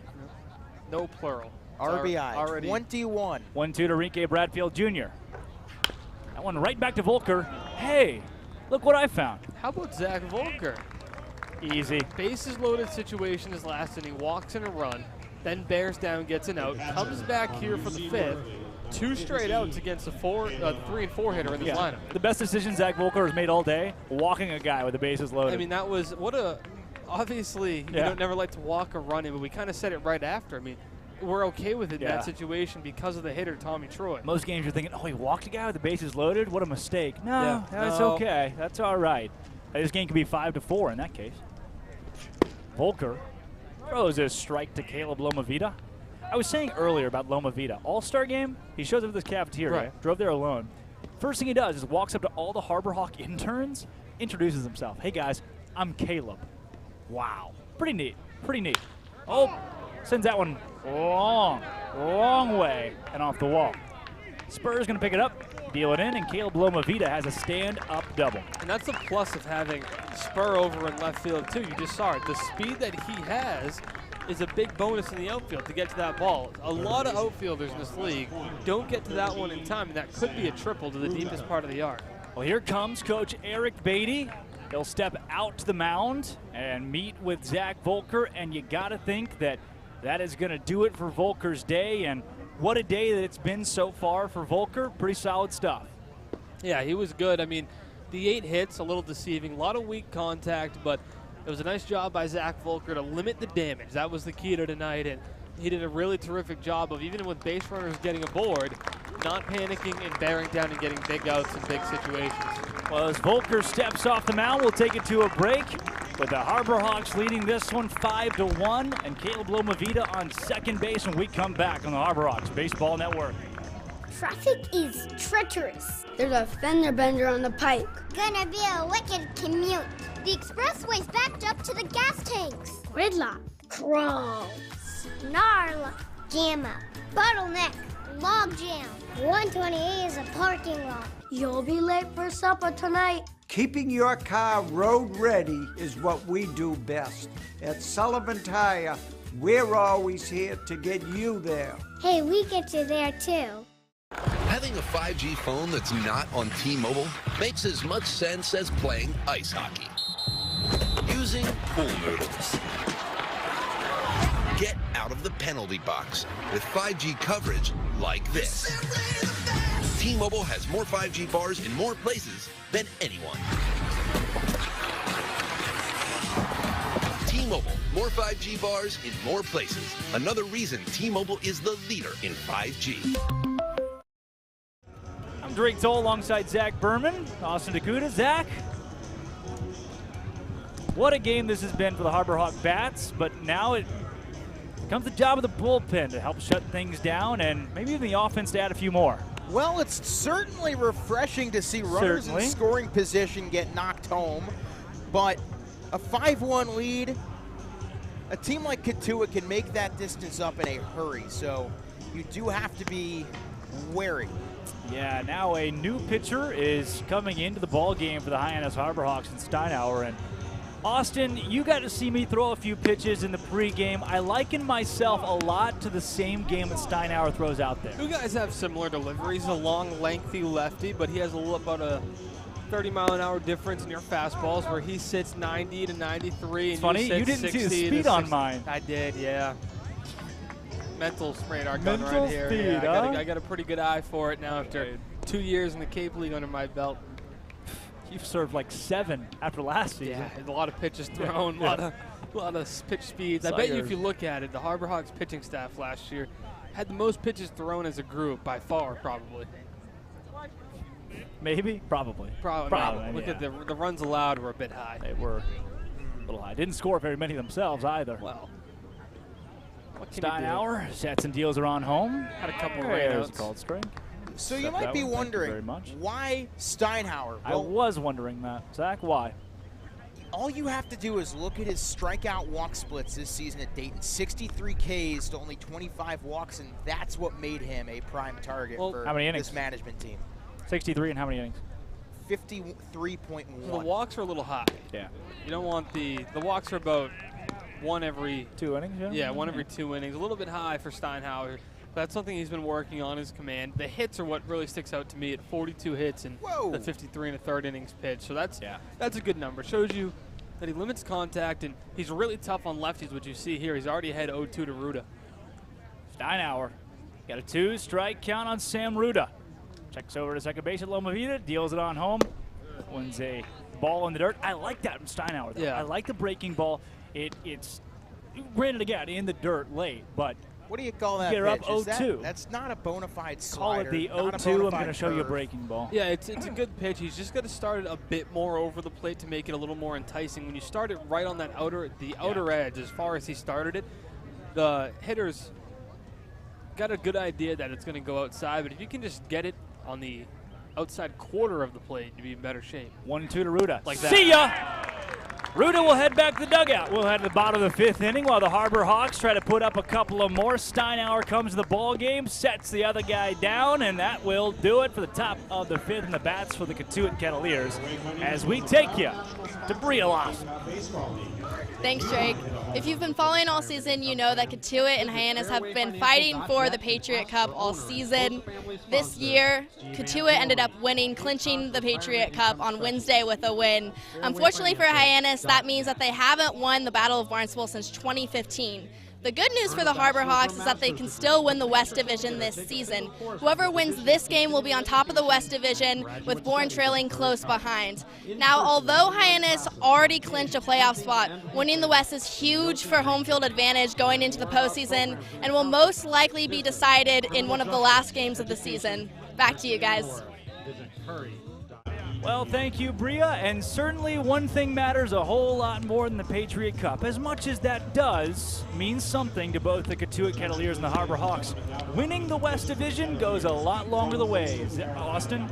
Yeah, obviously the Hawks and the Kettleers both love to compete for that Patriot Cup, because winning the Patriot Cup means you've essentially won the crosstown rivalry, and obviously that's a big thing between these two teams every single season. But if you can come away with the West Division title, that's a bit more important in the long-term goal, which would be eventually making it all the way to the championship. And winning? Hey, that'd be nice. I'm a big believer in a take every game one game at a time. Well, I saw her face. Now and I'm a believer. Yeah, who sings that one, Austin? You got two I know, you can go you with. gotta give me a you got second. two people you can go with on I'm a believer. Well, I got some news for you. We got a new pitcher, and talk about guys that are just making their Cape League Matt debut. Joyce. It's Matt Joyce out of Coastal Carolina. Is it that Matt Joyce? No, not that Matt Joyce. Yes, it This is. Matt Joyce. He's now converted to a pitcher. Okay. Has his eligibility left. He's down here in the Cape No. League. Yeah. Pulling a Kumar Rocker? Yeah. Well, Matt Joyce. Whatever happened to Kumar Rocker? He kind of dropped off the face of the earth, huh? Until he got drafted by the Texas Rangers. That's drafted? Overall. I get drafted what overall? Third overall. Ooh, how much Jack money? Leiter, Kumar Rocker, But that's back like together. $600,000 in that slot or something like that? How much money's out of that slot? Zach? A lot of money. All right, I'll take that. Keen analysis from our own Zach Berman as Nolan Shonowell steps to the plate. Not to be confused with Nolan Shanuel, who sent one to, oh no. Well, coming over to make the play, and there's just not doing it is Tommy Troy, who bobbles the ball at shortstop. Shonowell safe at first base. But like I was saying, Nolan Shanuel played the first part of the season for the Harbor Hawks. Nolan Shonowell replaced him about early July, and since then, man, solid stuff. Yeah, he's been, however you say it. Yeah, that guy. That guy has been consistent. I mean, in his approach to the plate, more walks and strikeouts. Not often that happens. And even though his batting average doesn't show it, I mean, he has been hitting the baseball extremely hard the last few weeks. He's got speed, too, so they got to be careful over there at first. 11 for 12 at stolen bases at FAU. In the 5-1 ball game, nobody out. I wouldn't mind sending him in motion on one of these pitches. I like that. You know, Matt Joyce, welcome to Cape Cod. Yeah. Welcome to Cotuit. Good to see you. They now have 52 errors this season. That is good enough for 9th in the league, as there's a base hit for Drew Earhart, his second of the day and the second on his Cape League season. Hey, the two new additions, Earhart and Spur, both in the lineup. 4 hits combined between the two of them today, and that's what you want to see more than anything else, because if this Harbor Hawk team is going to want to make a deep run, they're going to need these new guys to acclimate quickly, and so far they've done just that. Here comes Pancho Ruiz to the dish out of San Diego State. He's an Aztec.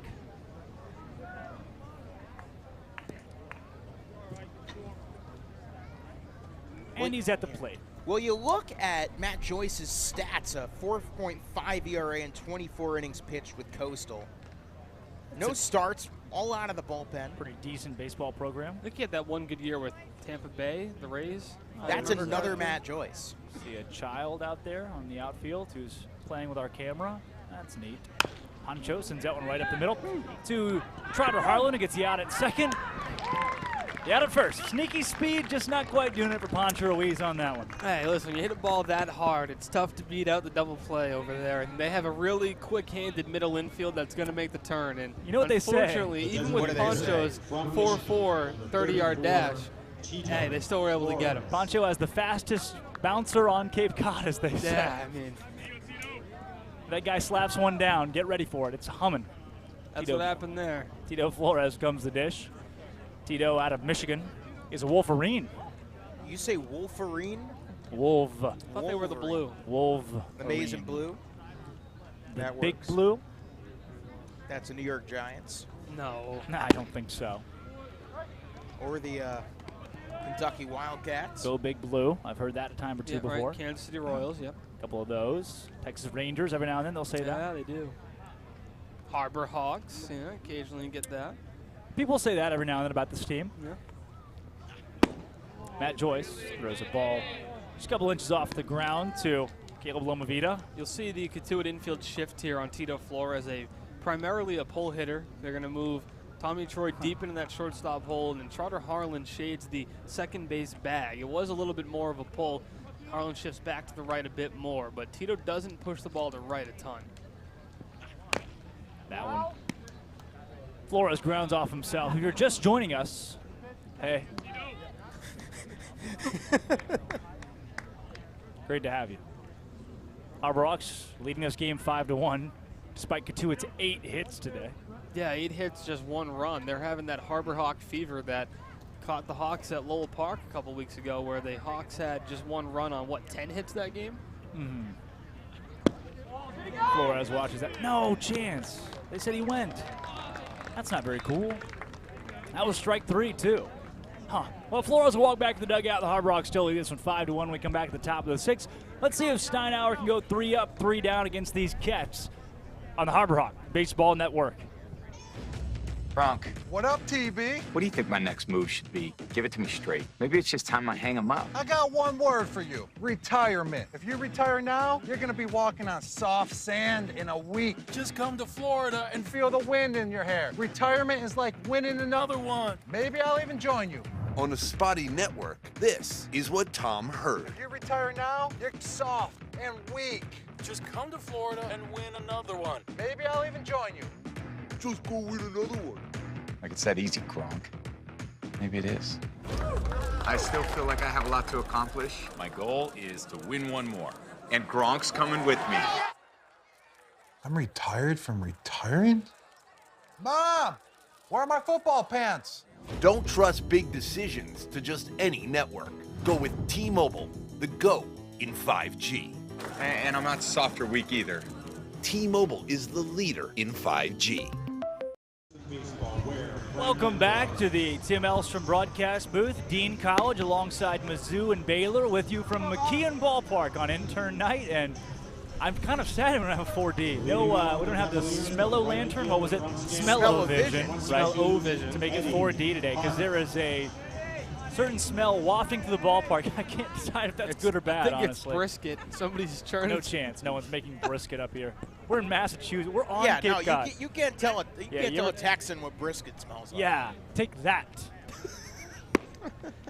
Guess who's at the plate right now, Zach? Well, that would be Eddie Park. How do you know? The old Bob Carpenter baseball scorebook. Yeah, Bob Carpenter. We had General Bob from Ohio State, former linebacker. Rest in peace. What's the best barbecue in the state of Texas? Drake. Important question. Brisket? That you Chicken? anything, I don't know what you mean. Like, are you looking best, for a place or best place? Waco.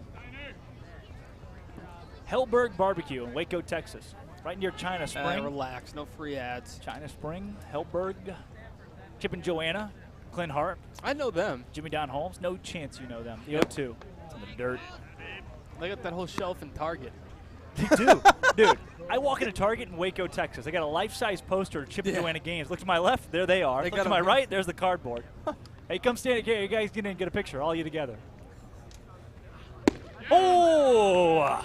That's a heck of a pitch. Ooh, a little slurve action there from Steinauer. I think that's what's going to make Steinauer so good in this league. It's going to be that breaking ball that, I mean, to lefties, it's incredibly tough. And I think, I don't have that exact number, but there seems like every team has a plethora of left-handed hitters in their lineup. Yeah, the 2-2.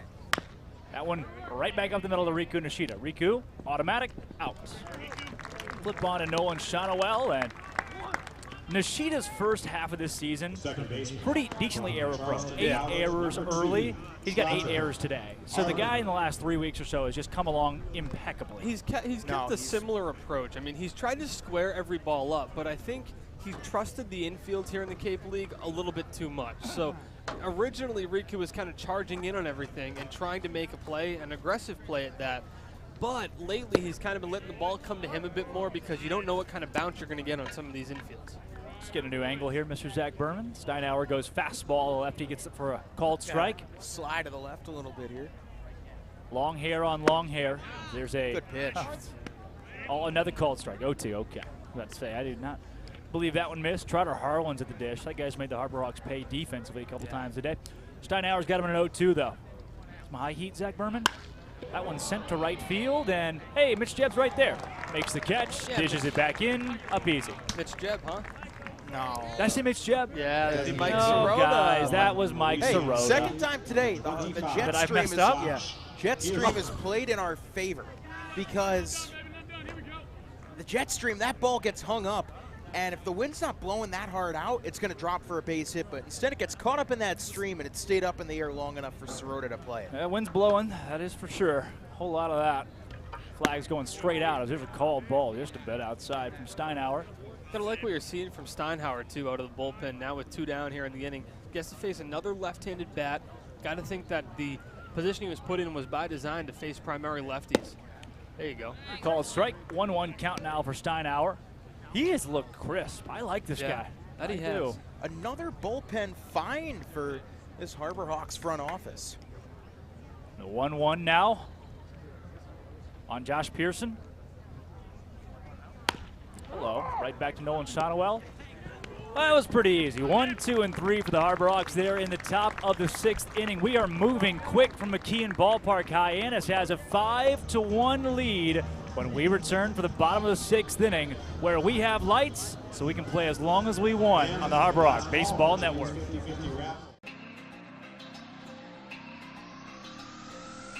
My family earns respect. My family clears bases. My family breaks records. My family wins MVPs.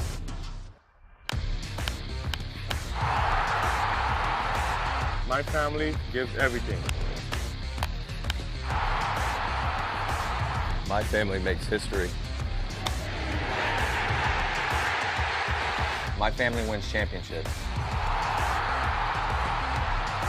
There's no family. There's no family. There's no family. There's no family like my family. Join the fam. Join the fam. Join the fam.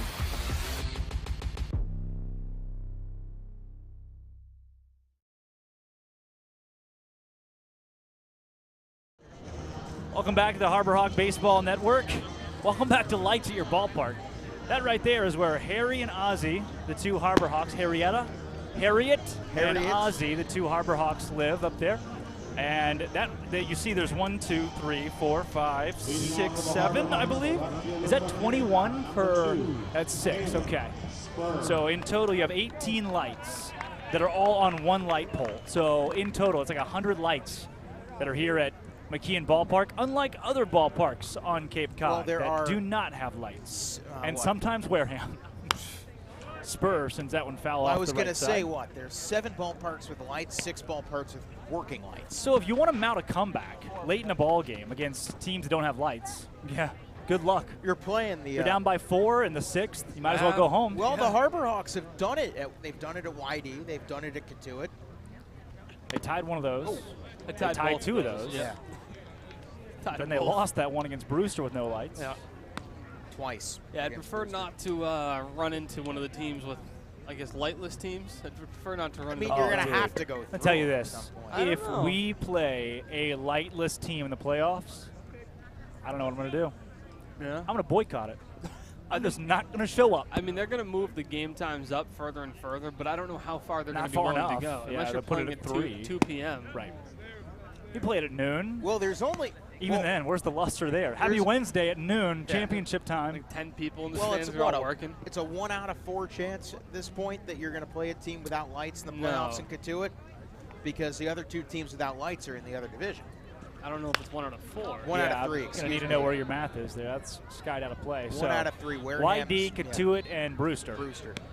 But only one of those teams is in the West, so if you get Falmouth or Bourne, those teams move that Can we mathematically get to it? In First round round? 1? Yeah. I don't know if we can. No, absolutely. It would take one of these 2 teams absolutely plummeting. Yeah, true. God. Zach, now you made me think about Harbor Hawks being the 4 seed. No, you could, because Bourne could win the West. Pretty feasibly, too, by the way. Bourne came into today only a game down of Hyannis. Whoa. Isn't that nuts? Hey, it snuck up. That snuck up on you there. How far back is Falmouth? That's a better question. Probably Falmouth 3.5. Falmouth has caught up pretty quickly. Okay, I'm looking at this right now. 7 points? What is it? Falmouth is, they're a good bit behind there, 7 points. Okay, that is 3.5. Thank you, Zach. 2-2 to Spur. All right, he's 2 for 2. Now 2 for 3 today. A little strikeout there from Spur. Won't hurt nobody because Riku Nishida comes the dish here. Yeah. 1 game, Bourne is behind a game. So it's Bourne, Hyannis, Cotuit. Yeah. In a relatively not distant world, Bourne wins the West, and Cotuit and Hyannis, the 2 and the 3, play round 1. Oh, that's true. Yeah, I was kind of under the impression that Cotuit or Hyannis were going to win the West, but I didn't realize, I guess, how quickly Bourne closed the gap. Yeah. Nah, Bourne is. Yeah, they've been kind of good lately, as has Falmouth. Hey, no one in the West. You know who I want to see round 1? Cotuit. It's a called strike on Riku Nishida at the shoulders, by the way. Well, would you listen to this? I would listen to The top 3 teams in the Western Division are all 6-4 in their last 10 games. Falmouth right behind them, 6-3-1. And then you have Wareham, the hottest team in the 1-6-3. West. Sheeta takes that one. Meanwhile, in the East, Whitey is well ahead of everybody. But Brewster's 37. You ever seen Hamilton where they say meanwhile? Yeah. Okay. Yeah, I've seen Hamilton. What are you saying? 2, 3, 4, and 5 are only, excuse me. Ooh, Hey, base hit. Nishida's got a base hit. He's not going to second. Took a big, long round first base and is going to stand right there. He dekes you. Might be going to second Yeah, pretty soon. He leads the league in stolen bases. So Caleb Lomavita's good at baseball. We've already seen him miss 1 throw earlier today. So whether he does or does not miss the next throw, Riku Nishida has a pretty good chance to make it to second base safely here. 22 stolen bases. That's the most in the league. You know you can rent a car if you're 22 in Maryland? You can rent a car if you're 22 in Massachusetts. That's what I was going for. I had to rent a car earlier this summer because... Speaking of Massachusetts, I haven't told the folks at home about the lottery. No, you have not. Mitch Jebb's the plate right now. Nishida goes, and Jebb's got a base hit. Mitch Jebb is so hot right now, and Riku Nishida's going to walk into third base. Enrique Bradfield Jr. showing off the arm there, skips it about 4 throws into his cutoff, man. And now Riku Nishida's at third. Mitch Jebb's at first. That guy's good at baseball. That guy's fast at baseball. Yeah. Mike Sirota comes the dish. Here comes Mike Roberts out to the mound. And guess who he is going to greet? That's Matt Joyce. Yeah, well, there's nobody warming up in the arm barn. No action at all. So we won't go to a break again this time. And Austin, we won't say there's a new pitcher when there's not. Yeah, well, maybe Mike Roberts won't come out after a 3-run Oh, you're blaming this one on Mike now? Yes. Okay. Guy can't even defend himself. You're going after him. No, he's a great manager. I want to say this. I got a guy down here in red shoes. Look like Asics. He's got a pinkish shirt on. He's wearing a Harbor Hawk hat. He's at the ballpark here. He's got his foot up against the brick wall. He's got a Coke and is in the right pocket of his lawn chair. He's got an ear pod in his right ear. Ear pod? AirPod. Sound like 90. Now, he could very well, is there a Sox game? He could be listening to the Sox game right now, Sox or the are Phillies playing. game or something. I believe But the Sox have maybe, Milwaukee tonight. Just maybe, he's got our broadcast on. If he does, he's got a camo hat-ish on. Want to let him know we see you and we thank you. If it's not us, all right. But how cool would it be if it is? That would be. Yeah, he hasn't even turned at once, so I assume it's not him. But all right. One of the there's a delay. Close to 2,000 fans here tonight. I mean, it's quite a bit. Packed Somebody house, here's got packed to be. crowd. Somebody. And down below in the merchandise booth, she's got a little radio down there playing our broadcast. Okay, all right. Well, nobody's a fan. Never mind. Sorry, Ann. Thanks for playing. Hope you're listening anyway. So Rota's the dish with 1 down, runners on the corners. Do you bunt him here just for kicks? No. How funny would that be? Take that, Cotuit. Ball outside. So in this situation now, Sirota had 1-0. Mitch Jebb's probably going to steal second base, and might as well. They got to be careful if you're Cotuit because Riku could very well come home on. Send Nishida home. 52 errors this season for Cotuit, so why don't you chance another one with a throw home to Lomavita? Well, Jebb wasn't even off at first when he threw the pick off over does Joyce. Yeah, Matt Joyce not quite thinking as much about Mitch Jebb as he probably should be in the fact that he's got, or Mike Sirota as he should be in the fact that he's got Mitch Jebb at first. All right, Mitch. 1-0 from Joyce. Sirota fouls that one off his calf. This should be a good pitch here to run on. 1-1. He just brought in an inside fastball. There's a pretty good chance he comes back here with an off-speed or a breaking ball. and Jeb gets a pitch to run him. See, Sirota's got kind of like a capris look going on here. Those pants are cut off just right there above. George Corona does that too. Yeah. Now, they're baseball pants. We have the capri cutoff. Is that the style the kids are wearing nowadays? I guess it is. Okay. The 1-1 from Joyce to Sirota. Mitch Jeb goes. It's a pitch out. That throw is cut off. Nishida's headed home. Nishida's safe! Mitch Jeb to third. And that was a design play by Cotuit to bring Tommy Troy in front of second base. You see the replay. Troy catches it at second. Pitch out, throw. Troy catches it. Going to go back home because they knew Nishida was going. It was nowhere near in time. Like I said, 52 errors this season. There's not a great chance you're going to make the throw on the money at Loma Vita. That's the problem. You have to know the scenario. Normally against average base speed, that's going to work. But with Riku Nishida on third, you see Troy recognize that and have to hurry his throw, puts it in the dirt, and you needed a perfect throw to get Nishida, and the Hawks will gladly take the run at Cotuit's expense by the Kettleers throwing the ball around. 2-1 to Sirota, skied foul. Well, now Cotuit's playing all the way in. Yeah, they're really trying to save that run. They're playing all the way in. Run number 6, the magic number. And if you're Sirota, if you get go ahead, run number 6 is the magic you get number. anything over the plate, just get it into the outfield. It likely brings Jeb home on the sac fly. Not about anything. Yeah, we haven't seen a great arm in center today by Enrique Bradfield. So no, he skipped the throw by about 4 throw. Oh, called strike. Is that 3? That scoreboard said it was already 2-2. I thought it was 2-2.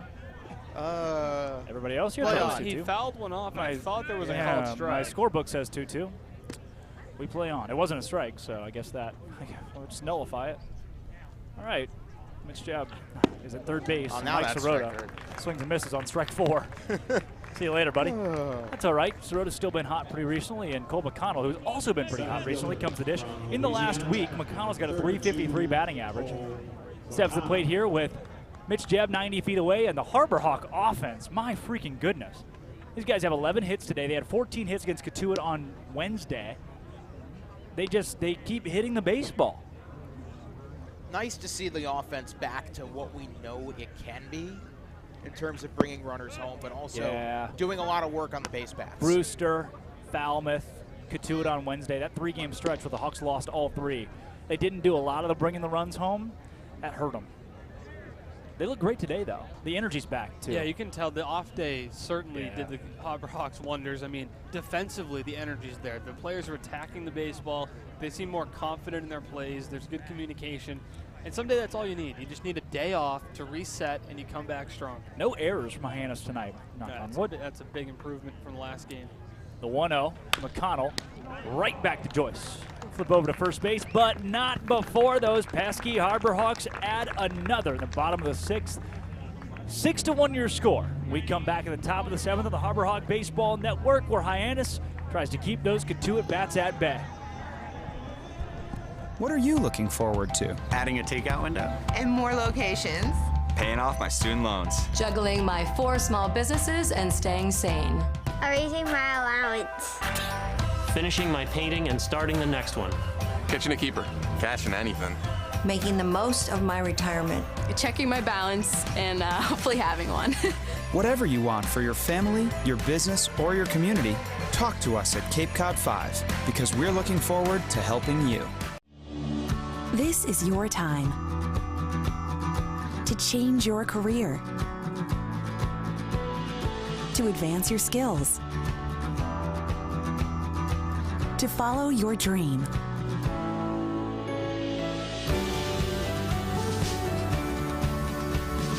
Curry College continuing in graduate studies. Tomorrow is coming. Be ready. Coke Zero is now Coke Zero Sugar, with great Coke taste. Some people were excited to hear the news, some were skeptical. So we're not gonna have the star of the show you're watching come out and say, "You'll love it." No special jingle written by this week's hottest pop star. No famous internet celebs who happen to be holding the label just so. Okay, maybe just one little pour shot. The only thing that will make you believe Coke Zero Sugar has great Coke taste is trying it yourself. Ice cold Coke Zero Sugar. Try one today. Welcome back to the Tim Elstrom Broadcast Center. Drake Toll, Austin Dugout, and Zach Berman talking about baseball-ish sometimes, more or less in this ball game today, as there is a called ball from Steinauer. It comes back to the mound. Steinauer to this point has been just lights out for Hyannis. He's thrown 12. He's thrown 16 pitches, 17 pitches, 11 for strikes, 7 for balls. That's a good ratio for the most part. I mean, he's been in the zone. Yeah. Wasted a couple pitches trying to get a punch out, but overall has been effective.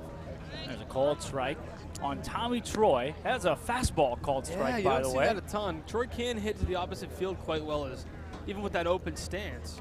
Tommy Troy, batting with nobody on base, down by 5, is like a shark, but on land.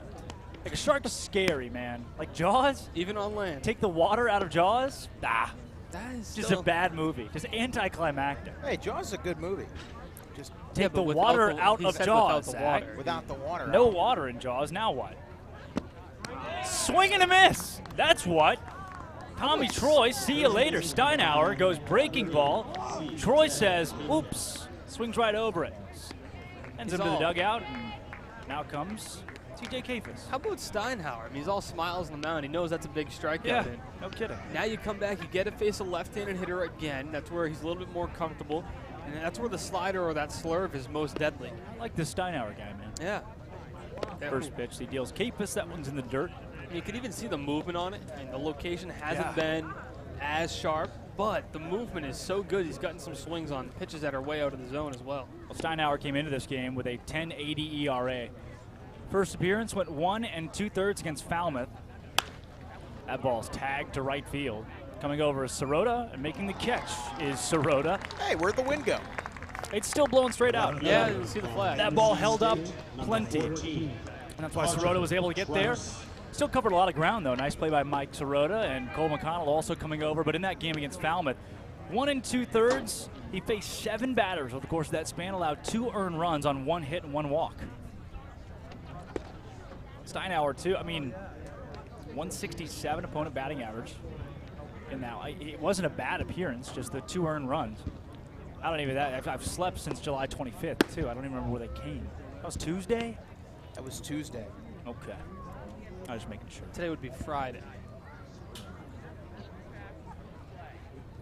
No, I don't think that's right. Yeah. The 1-0. Time doesn't exist on the game. Time does not exist on Cape Cod. No, you lose track of what day of the week it is. You judge days by who your team is playing. We got here June 13th, about a day and a half shy of my first day of kindergarten. And how old are you?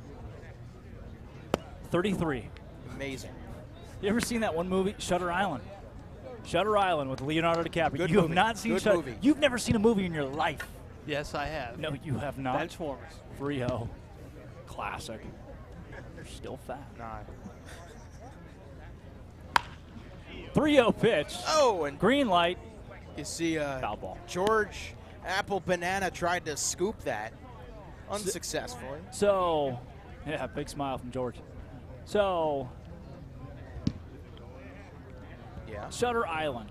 Time just doesn't exist for the guy. He doesn't know where he is. Things are always confusing. 3-1. It's outside. And high. Yeah. Things are just confusing. Right, And I've seen it, he's yeah. disoriented. You get to Cape Cod. Welcome to Shutter Island. Also, Cape Cod, it's an island. It is. Yeah, it's an island. It wasn't originally an island. No, it wasn't. When the Pilgrims landed here, not an island. But now, today, as we sit on July 29th, 2036, it's an island. I think you should fill the canal in, if you want me to be honest. No, I've said that. They I've should had fill that the canal in. Have you? Reverse the canal. I've had that thought for a while. I mean, you sit there, not many boats go through it anymore. Nope, no. Takes a lot of bridge traffic away. Yeah. Yeah, you fill that canal in, Wareham still not on Cape Cod. Doesn't change much for those guys, huh? Yeah. Good Chili's, though. Is there a bad Chili's? Yeah. No. That one right up the middle and past the glove of Mitch Jebb. Enrique Bradfield Jr. reaches for the first time today. That's your 4-hole hitter getting on with his first hit and giving way to Caleb Lomavita, the catcher for Cotuit, with a couple of guys on. And Lomavita's day, he is 1 for 3. His season, he's got a .344 batting average. He's a dangerous hitter. I mean, he hit a ball one hop the wall in left center his last AB. So you got to be careful if you're Steinhauer, and this is a good test for him. 2 down in the inning, first and second, a good chance for him to try to work with runners on and see how he responds. How did you know what he did last time he was at the plate? It's all up here. Yep. You Bob Carpenter that stuff? Yeah, it's right in the scorebook. Oh yeah, rest in peace. Bob Carpenter's still alive. What? Yeah. He's the voice of the Nationals. No chance. Yeah. Get him on the phone. Get him on the phone. That just made my day. Bob Carpenter from the scorebook, Bob Carpenter. Right here. See the one on the football pads. Graduate of Cullen McBride High School in St. Louis. Ah, yes. Now I remember. That brings it all together. The 0-1. That one is through the left side for another base hit. Spur picks it up, and a hard hit single that will keep everybody fairly at bay. You see Trice stops at third, Bradfield at second, Loma Vita's over at first with the single. He's 2 for 4 today. That brings Sam Ruda to the dish, who's 1 for 3 today. You got them all juiced here with 2 down. And a little 2-out rally magic with 3 straight guys reaching on a walk and 2 singles. You got to talk about how good Spur has been in left field. Every time he's had a ball hit his way, he has held the runner. Huh. Zach Chase says, you take the water out of Jaws, it's just a bad movie. He agrees. Also says Falmouth was Monday, Brewster was Tuesday. Is that Monday of this year, or? Attention, please, ladies and gentlemen. Batting for Sam Ruta. A pinch hitter at the top of the 7th. It's the top of the 7th already. Here's Caleb Ketchup. Told you he's still on Cape. I know, we told you. We agreed. Well, he's right there. Yeah. Well, I think what you were saying earlier is that he went to Wareham, so he was off Cape for a while. But they got him back in the lineup tonight. Also a big fan of Chili's. Got to speak with him prior to the game. First pitch to Ketchup. Was a called strike. Thank you, Mr. Umpire. Steinhauer. You think this is it for Steinhauer? You got some action in the bullpen? I would say. Well, depending on Langenberg. The red jerseys throw me off. I honestly can't tell. Yeah, Zach, you're the one that just went to the eye doctor. What you got out there? It might be Holland Towns. What a name. That's not Langenberg. Okay.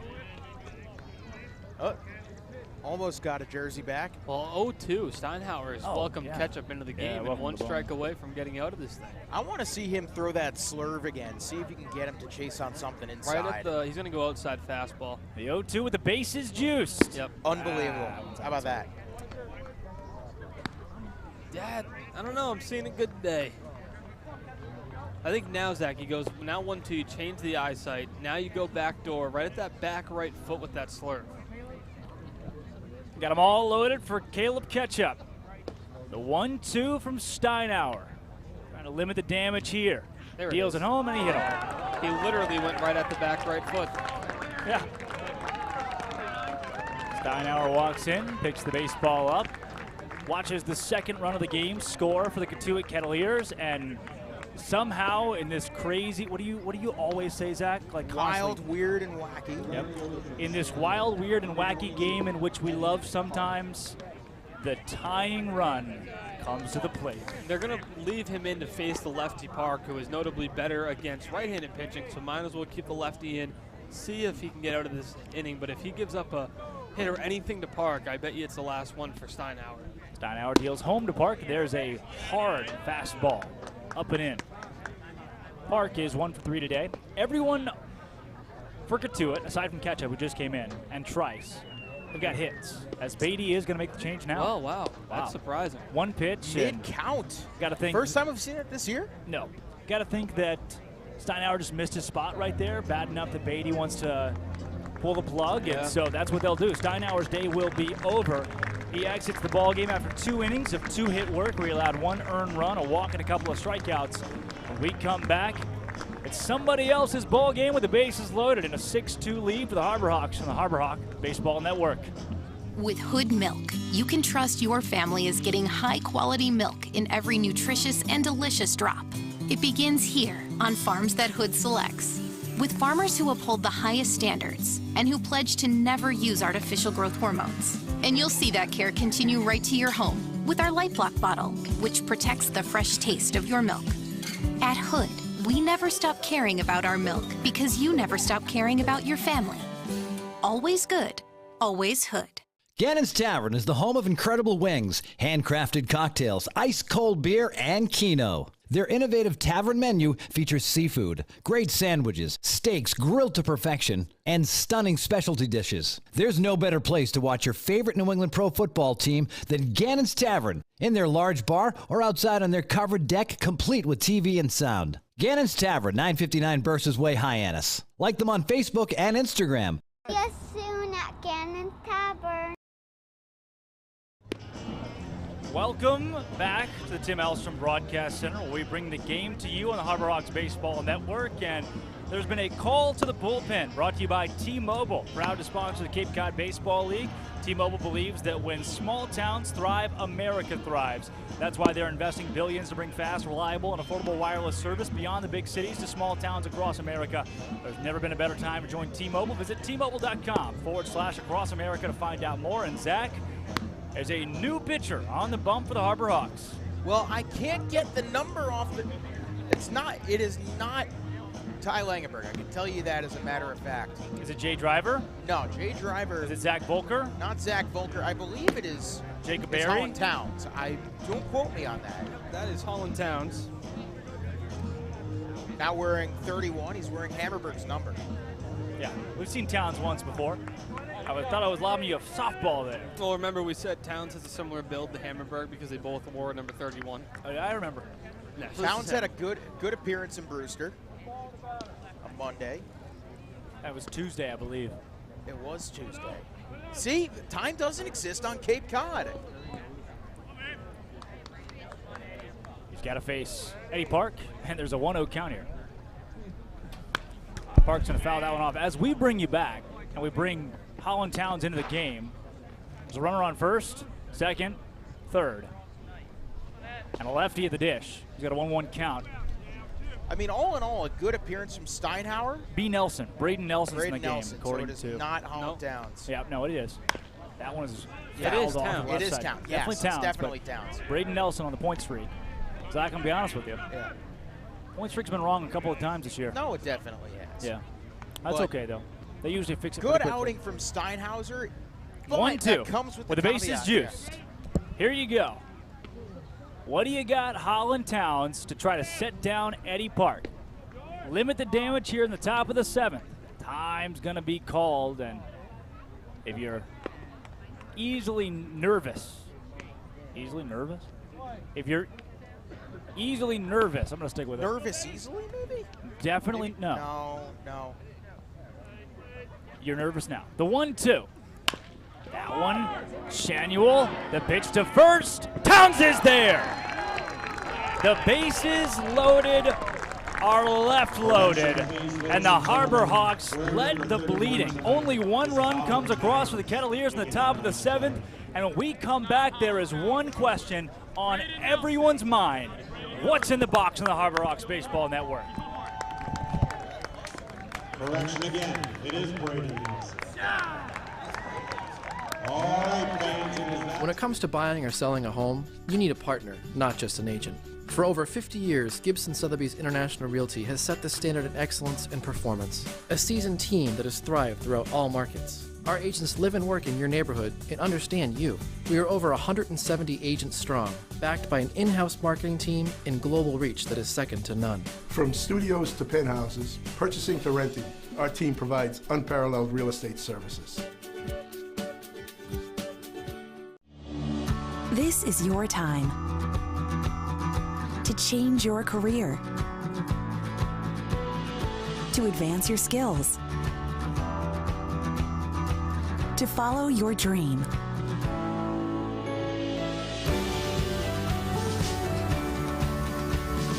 Curry College continuing in graduate studies. Tomorrow is coming. Be ready. I'm defeated, feel mistreated. I'm so angry, I'm singing a song. 'Cause I'm paying so much for home internet, and that's just wrong. I've got T-Mobile home internet. I feel happy. Great. Very happy. Good for you. Look how much money I'm saving right now. Wait, really? There's no hidden fees, no price hikes, one cord. Bro, wow. Internet without BS.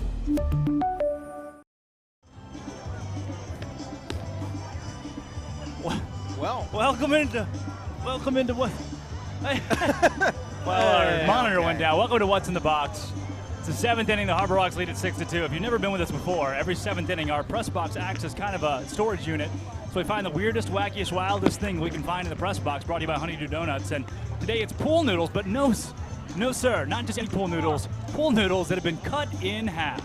Yep, that's right. Why they're here, I don't know, man. Yours isn't cut in half? No, mine's not. All right, my pool noodle, also longer than yours, by the way, oh, yours is has been cut in half. Yeah, no, that's just the design. Okay.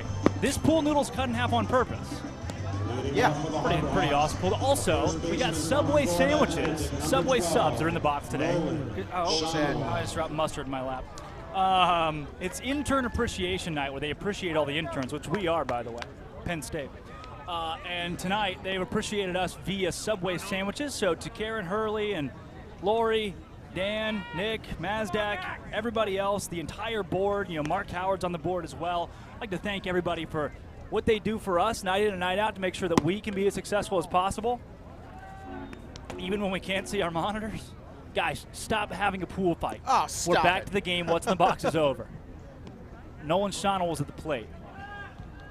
May confuse you because I called him Shanuel earlier.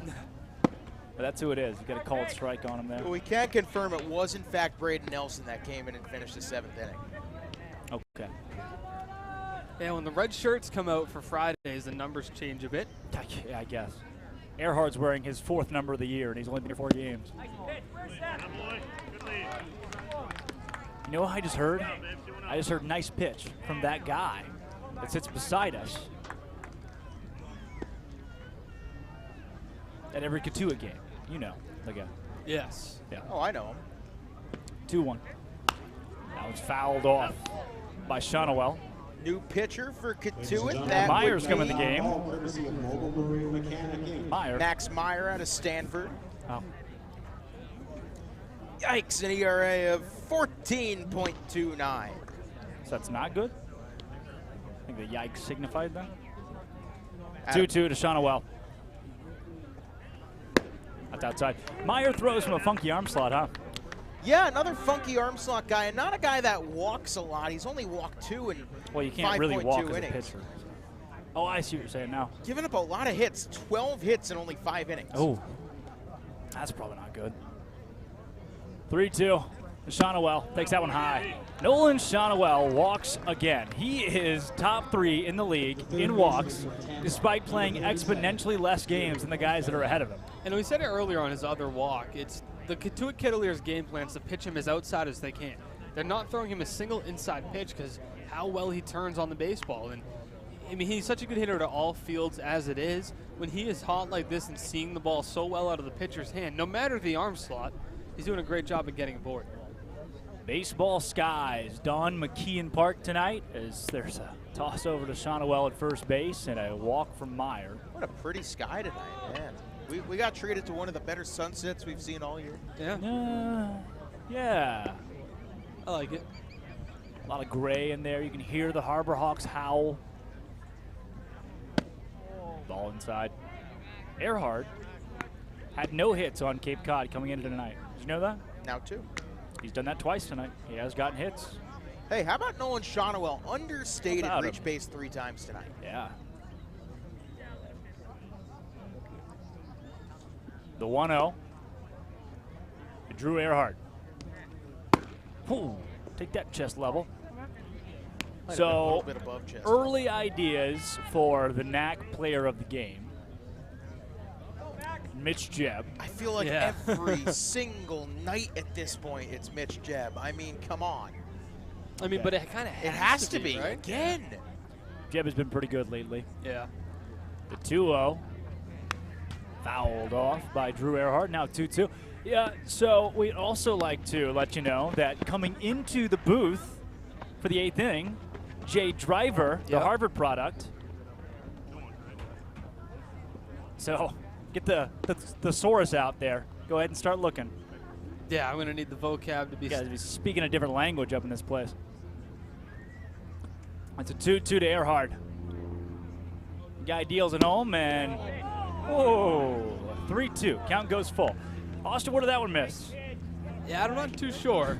Drew Earhart's got a really keen eye at the plate. He's walked a couple times this year, but that one did happen to look like it would be in the square box that's on most screens. Thank you very much to the home plate umpire. Zach, anything?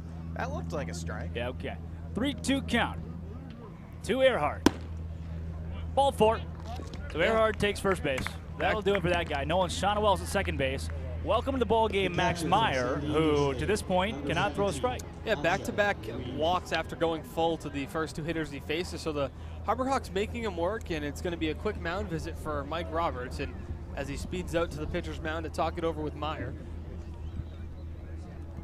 As they make the mound visit, let's take a look at the standings across the league. We'll start in the East. Zach, you were talking about it earlier. Right now, there is a race for second. And it's anybody's ball game aside from YD. They've pretty much locked up that top spot in the East, but everybody else, the 2 through the 5 spot, including the Chatham Anglers who have been hot recently, right now, Brewster, Harwich, Orleans, all have the same win total. Chatham's 7 ties put them in a good spot to jump Orleans as well. It is anybody's game over in the East. And when you look at the West, it's not anybody's game overall to make the playoffs. Falmouth is certainly going to be in that 4 spot. Wareham, Gonzo, but it's Cotuit, Hyannis, and Bourne. And look at this. Look at this. If Bourne wins tonight and Cotuit loses tonight, they're just a half game back of Cotuit now, meaning we live in a world where Cotuit's the 3 seed in the West. We live in a world where Hyannis is the 3 seed in the West, or Bourne alike. Anything can really happen in those first 3 spots. The Bourne Braves have really come out of nowhere. It's been led by really good hitting all season long, but they've put it all together, and for a team that was under 500 by a fair amount, they've stormed ahead to 19-14. And to see a team like Cotuit, who started off, 9-0 or so, to falter and possibly drop all the way to 3 is interesting. Pancho Ruiz shows bunt. Sneaky speed Ruiz has. Oh. And he does bunt it foul. You know, they called Ruiz when he came into Hyannis the bunt specialist over at San Diego State. They said when you need a guy, a catcher specifically, who can bunt, this is your guy to get it done. We'll see if he can do it here. I mean, second and third, if he can move both these runners over, would be nice for insurance. See what number Max Meyer's wearing? 42. They do that here? Mike Sirota wears it, no. That's right. The 0-1 to Pancho. I don't think he's going to bunt this one. I don't know. Probably really? not. I doubt it. Okay. And we're going to cast lots. Play a lottery here. Oh my. It's fair. No, it's not. Oh. It was looking good for a second. It was fair, and then it decided not to be fair any longer. Also, new shortstop in the game, and according to Point Streak, no third baseman. Well, does Caleb catch up at short? Tommy Troy goes to second. Trotter Harlan to third. Yeah. Okay. I mean, Harlan's had a heck of a night in the field. Well, why not do it? I'd like to give another big shout out to Mike Maynard. Intern appreciation night. I don't know if there's anybody who could go more under the radar or underappreciated. Mike Maynard runs the camera here for our broadcast and catches every single play in 4K. It's terrific. Trademark. The 0-2 to Ruiz. I think Meyer goes outside here. I'd say that, yeah. Okay. Look where Loma Vita's set up. Yeah. Well, Meyer instead goes the outside part of the strike zone. Called strike 3 on Pancho Ruiz. Meyer is wasting no time after 2 walks. Sends Ruiz back to dugout and brings Tito Flores the dish. All right, you're up 6-2, but Tito Flores, the lone Harbor Hawk to this point that has not reached base yet today, and you would really like to see him etch his name into the hit column. He's hitting 4 straight. Yeah. Tito, as they call him. In his last week, batting .308, so really come alive. After he struggled for a few games, had gone home for the draft, came back, struggled for a couple games, and is now sitting pretty. Takes a ball low and in the dirt. It's been a consistent approach for Tito all year long. He really destroys any pitch on the inside part of the plate. He's getting better at taking the ball the other way. That's why you'll see a bit of a shift by the Cotuit infield. They're letting him have that right side. But as Tito continues to mature at the plate, he'll put more and more balls to right field. There's a 1-0 to Flores. Zach, whatever happened to that popsicle? Flores breaks his bat, skies it on the infield. Infield fly rule in effect and called for the out. Flores sat down And spur comes the dish. Zach Berman. Melted a little bit, decided to take one more bite of it and throw it away. You did take a final bite. You said goodbye. I did. A little kiss of death there for your popsicle. Good popsicles, though. No, they are. You wasted the last one, right? That was the last one in the package? Grape one, and he only did that was the last popsicle in the package, right? That was the last one? There's a whole new package. Melted away in Zach Berman's hand. You only had a quarter of it. Yep. And then the rest of it's right here on the table. It's not? All dried up. Zamboni. Nope. Spur. It's called strike. That's what that arm slot gives you. It gives you on a righty. The ball is coming in, finds its way to the inside part of the zone. A lot of righties will bail out on an inside pitch like that. It starts to come right at your front hip and then just dives off towards the plate. Spur down a strike. Meyer trying to work his way out of runners on first and second, too, here. He had that with nobody down. He's been able to get 2 outs on a strikeout and an infield fly. Yeah, back-to-back walks to start the inning. Then he strikes out Poncho Ruiz on 3 pitches and comes back and gets an easy infield fly. In case you're wondering, if Spur does get out here, you got Nishida, Jeb Sirota. Spur goes deep to left field. Back, camping under it, and making the catch is Trice. That'll retire the Harbor Hawks here in the bottom of the 7th, but I got good news. They lead this one 6-2 over the Kettleers, and they're looking for 3 up and 3 down. We come back at the top of the 8th on the Harbor Hawk Baseball Network. When you need a better place to work, Cape Space is the place to turn. In today's changing work environment, shared workspaces offer a flexible and affordable alternative to conventional office space. At Cape Space, we offer a wide range of membership packages to suit your professional needs, complete with office amenities like high-speed Wi-Fi, coffee, printing stations, reception service, and private meeting rooms. Visit our website today to learn more. UFOs Active Recovery. Because life keeps you on your toes. Because you want to shine when you rise. UFOam technology absorbs impact with every step, so your body doesn't have to. Because standing still gets you nowhere. Get yours today at ufos.com. Feel better. Feel the U.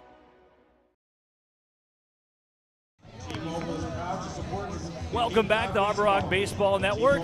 Drake Toll alongside Zach Berman, and we welcome into the booth Jay Driver. Greetings, arrivederci, I think that's hello. Fellow, I don't know, what do they say at Harvard? Friend? Okay, I didn't know if you guys are like a little bit more, I don't know how, like a companion or. Jay, so yeah, you go to Harvard, you play baseball, which is also a pretty cool thing, and you got 11 strikeouts against Falmouth in your last game. That was cool. It was fun. It was cool. Anything in that was like extra cool about it? I mean, getting all those outs from strikeouts is very nice. I hope that I can keep doing that. That would be nice. Jay, what if I told you you're 7th in the league in strikeouts right now? I would be very happy to hear that. Trotter Harlan's the dish. Well, I'm lying.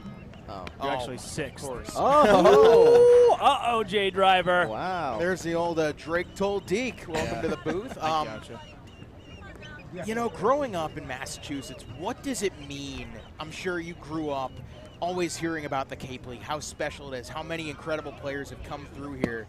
What does it mean to you to be able to, play where you've heard so much about over the years? It is definitely a dream come true. This is something I've known about for a long time. A relative of mine used to host Gateman players, and this was back when my dad was around my age, and he would live in the house along with some Gateman players. So I've been familiar with that, and playing in the Cape has been a dream of mine for a long time. So this is just an amazing experience, and I'm very grateful to be a part of it. Harlan is down on the count, 1-2. That one's just a bit inside from Nelson, who's in the ball game. Jay, are you happy that you're on Cape and not in Wareham? Very, very happy. Yeah. That's a good point. Yeah. It's better to be here than it is to be at Wareham. The 2-2, that one is fouled off. Ruiz cannot handle it. I got a question for you. Oh, hey, Jay. How do you like the Cape? Dude, Wareham, first and foremost. Not on the Cape. Yeah, not on the Cape. The only reason that I like going to Wareham is they have a Chili's. Being on the Cape, though, I was having a conversation with the guys today on the broadcast. It's like time doesn't exist up here, you know? Right. It's like island time. What happened on Tuesday, you know? You don't even know. What happened on Tuesday? Trotter Harlan up the middle and threw for a base hit. I don't know what happened on Tuesday. I'm asking you. We got screamed at by the Brewster PA guy for 9 innings. See, this guy knows. This guy's got a mental that's right. That's that right. was Tuesday. Okay, yeah. No, that was crazy. He was really loud. Really loud. Yeah, that was interesting. No, we learned yesterday he's actually the PA guy for Rutgers basketball and Rutgers Is football. that right? Yeah. How many Rutgers basketball games you been to? 0. Yeah, you gonna change that anytime soon? No, but I think I listened to the audio clip of one of them. I didn't recognize the voice though, but he was very loud. You listened to the audio clip of a Rutgers basketball game? Because I think they upset Jay, what the crap, Purdue. man? They beat Purdue. That's what it was. Yeah, they upset Purdue on a buzzer beater. beater. Yeah, that's exactly what it was. Yeah, the Rain guys were there, right? You know what I'm talking about? The Barstool guys? Yes. Storm Chasers. Storm Chasers. Yeah. Jay Driver knows it. Caleb Presley and Roan, I believe, right? Yes. Yeah, sure. I don't even know what that means. That's all foreign to me. That's not Harvard speak.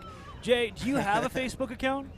I do have a Facebook account. You do have a Facebook account, okay. I was just about to say. Is that like a big Harvard thing, Facebook? No. I downloaded it when I was in high school because our sports teams required us to join a Facebook group. No way. And I don't think I have changed my profile picture since then. So I don't use it very much. Little J on the Facebook. Have you met anybody in your time at Harvard that like has like that Mark Zuckerberg like?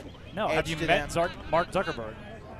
I saw him. I Mark laid Zuckerberg. my eyes on him. You laid your eyes on Mark Zuckerberg. I did not get Why to would shake you lay my your hand. eyes on him? Well, he was in the street. That just sounds gross, man. How would you phrase it? I wouldn't have laid my eyes on him. I just saw Mark Zuckerberg. Okay, fair. I saw him in the street. Yeah. I was not able to shake his hand or introduce myself, but I did see him. Was he or was he not putting batteries back into himself to make sure he could operate smoothly? He was doing that and putting on a fresh coat of sunscreen. Yeah, that's pretty good. I get it. I like it, Jay Driver. Zach, what else you got? Have I exhausted you here? No, you haven't exhausted me at all. I'm just.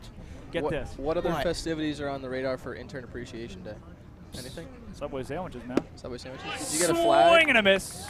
Goodbye. Strikeout. Josh Pearson is going to go back to the dugout after having struck out, which happened 11 times for the Falmouth Commodores when you did that to those guys.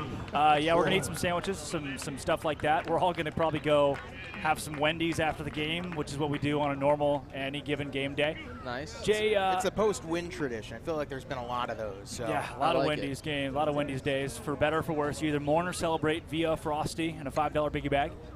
Jay, going to Harvard, do you feel like the academic prestige, all of that, do you notice that as an athlete as much, or do you feel more inclined that your spot there is to be a baseball player and further your career there? I think the priority is definitely on academics, but for me and for many of my teammates, playing baseball at the next level is also one of the top priorities. So it's a cool and enjoyable experience to kind of toggle both of those things, and it is very time-consuming, obviously, but it's kind of something that if you put in the time, you can see some rewards. So hopefully I can continue to do that. Yeah. But yeah, it's definitely unique culture, and I enjoy it. Yeah. Oh, here's a good question. You know, going from Harvard, you're not what? Well, were the other ones bad, Zach? Maybe. 40 games into this season as a Hyannis Harbor Hawk, and how would you describe, you know, what the vibes are in that dugout, what the vibes are just around the group? You know, you've been one of the mainstays. You've been here since day one. Yep. How would you describe the chemistry you have as a team? It is electric. It is awesome. I think we, without a doubt, no questions, have the best bullpen in the league. That is not even up for debate. And I think our energy is unmatched. I think we have come together as a team and a unit rather than kind of just a place for people to come and go. I think that we spend a lot of time together, which is a good thing. And I think that we have something special here we can take a long way in the playoffs. Good morning, good afternoon, good night. Tommy Choi strikes out. That's 2 guys in a row that have done that, so that's pretty good for the Harbor Hawks. Not 2 very down, often guy you on see second Troy. base. Hey, Troy going down on the fastball. I don't see that every day. Jay, how did you get to Hyannis? I drove. Me too, man. That was a freaking long drive, too, all the way from Texas and Arkansas pit stop. So Mazdak Darvari tells me you were pitching against UCLA. He saw you. You were good. It took you 3 weeks to get you here. What all happened there? The base hit. That's probably going to score one. You know what? That is going to score one. Cole McConnell recovers it, deals it home, but a base hit for C.J. Kafis that brings home a 3rd run of the game for the Cotuit Kettleers. There's a baseball game going on the field. I think I may have forgotten that in the last 15 minutes or so, but Harbor Hawks still leading this one 6-3. If you're just joining us, Jay Driver's in the booth. But yeah, Jay, your story, Mazdak Darvari, you guys played against each other in high school, and now you're in Hyannis. Yeah, he reached out to me, and I think I took a little time to kind of explore what options were out there on the Cape, but I realized that Hyannis was the best one, so that is why I chose it. Jay, I've been told that you have a girlfriend that lives on Cape Cod. That is true. Was that a selling point at all? Yes. Yeah, you can't say no to that. No, that's been a lot of fun, too. It's the best of both worlds. Baseball and girls? Or girl? Girl. Single. Just single one. girl, yeah. You got any, oh, dude, this is I'm lobbing you a softball here. Any fun dates you've gone on here on Cape Cod? Well, that's funny you asked that. I think I've been to every restaurant we've had a team dinner at on a date previously. Like before coming to Cape Cod. Exactly. But no, I mean, going out in the water, I love the water, swimming, kayaking, boating, whatever it is, beach, love that. Hitting the driving range, golfing a bit. With your girlfriend? Yes. Really? She's a big golfer? I don't know if big is the right word, but she's a golfer. Okay. Tennis. That's always fun. What does she do at the driving range? She golfs. Okay, good. Okay, Yeah. I was just making sure that wasn't. I just don't think she's enthusiastic. At the driving range. Yeah, exactly. Exactly. Watch out, folks. Zach Berman from the top rope. Oh. So you see on the bottom of the screen there, it says that players will bring their own cars or carpool with nearby teammates. Did you bring your own car, or are you carpooling with nearby teammates? I brought my own car. I got my own car down here. You're also responsible for your own laundry. Do you do that? I do, yeah. I like to go home. I live about an hour and 20 minutes away. I like to go home on off days, hang out with the fam, see my dog. So I got my own car down here. The ball gets away from Ruiz. What type of dog? She's called a Spinoni. I've never. Sorry. Well, the story. English, please. I get it. The story Harvard. behind the dog. How do you spell that? Spinone, I believe. Spinoni Italiano. Oh, Yes. that's a cute dog. The story is that my parents were at, I think it was a reunion, and one of their friends is a breeder. Yeah. And had 3 puppies in the car, and we had recently lost our previous dog, a yellow lab, and on the spot we decided to get a new dog. The ball skied to right field, and it is foul.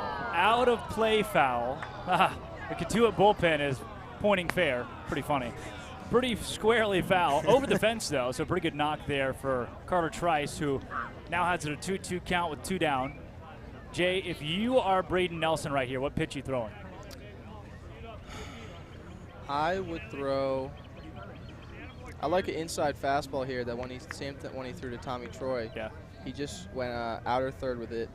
Maybe if he can get it underneath the hands, I think that'd be a good pitch right here. Well, here it is.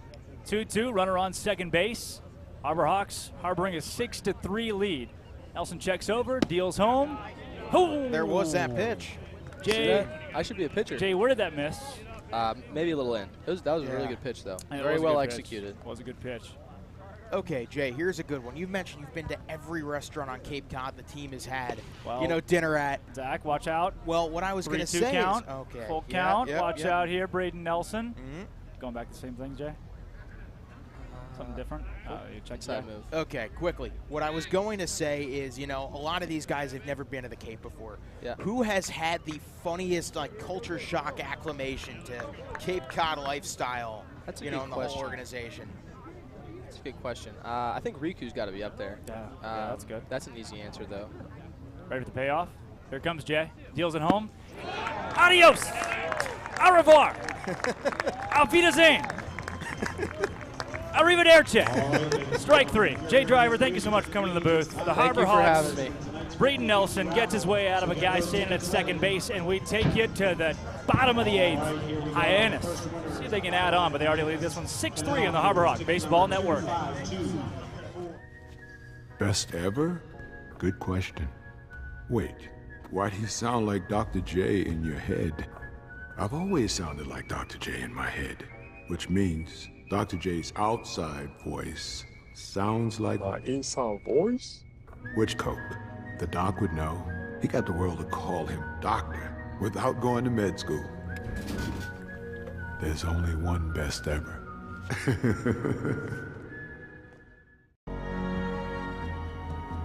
If you live here, fun is your thing. If you live here, tough is your thing. Smart is your thing.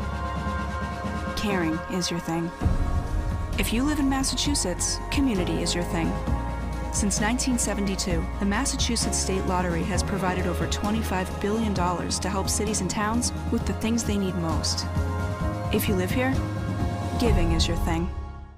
When Alaska Airlines needed a partner for the complex operations of travel, they made the switch to T-Mobile. Our 5G has Alaska Airlines and their customers covered, from major hubs to remote destinations, with 5G coverage ready now for the demands of today and the future. T-Mobile's network powers Alaska Airlines as they deliver next-level care for all customers. 5G ready now. That's how unconventional thinking is better for business. Webster's Dictionary describes a sidewinder as a heavy swinging blow from the side, or a small, pale-colored desert rattlesnake of the southwestern U.S. that moves by thrusting its body forward diagonally in a series of flat S-shaped curves. Austin, I would describe a sidewinder as every single pitcher in the Cotuit bullpen. Yeah, this is another one, second in a row. Third that we've seen in the last 2 games. We saw Cam Schulke, and now a new pitcher on the mound for the Cotuit Kettleers by the name of Noah Short. You know, if Noah it sounds what? Like Noah Short? If a caveman was asking about how tall Noah was, Noah Short? I like it. No, Noah Short's actually 6'1". So quite not short. Noah not short? Noah tall? Nah, I wouldn't even say tall. What is 6'1" up here? Oh, Riku gets out of the way of that one. Above average. I think average like 5'10" here. 5'10", yeah. How tall are you, bud? 5'10". 5'9". 5'9 3/4". Yeah, so you'd say that. No, I said I'm 5'9". 6'1" is just. You're 5'9". 6'1's Stand a up. You are not 5'9". Yeah, I am. Oh, No. Zach. We're getting 5'7". I'm getting word from our producer in my right ear here. Zach, I'm getting a no. I'm getting a no from our Doctor producer. said 5'9". Who's your doctor? He must be. Can I Zeus. go to him? Because he's going to be telling me I'm 6'1". Zach, I'll take 5'9". Noah Short. I'll take Listen to 6'4". this town. Hurricane, West Virginia. That's his Okay, hometown. too far. His name is the name of the town. Hurricane, West Virginia. Do they get hurricanes in West Virginia? I don't think they get hurricanes in West Virginia. 2-1 to Nishida. Oh, man. Right back at him. The dish to first is, you know, you can't there are a underestimate the few speed of Riku. of the easiest plays in baseball. One of them is just a little grounder to the pitcher where he kind of, you know, lofts it over to the first baseman. And Short, pretty darn good at throwing the baseball sidearm, but not great underhand. Would not make it in softball. Yeah. He throws that ball about 10 feet to C.J. Cavis' left at first base, and Riku Nishida is safe. They're going to call it a single, too, which yeah, I accept that. Short just took way too long and then came up short. You guys both on your phones over here? Hang up, hang out, guys. This is the last guy that you want to put on base. Yeah, if you're, look at that. Nishida goes. Nishida safe. Caleb Lomavita has missed tonight at an uncharacteristically high rate. Also, can you scoot to the left there, Zebo? Yeah, so thanks, man. What does that... You're sitting on my chair. Maybe a little bit further. I know Austin's kind of cutting you off. Oh, gosh.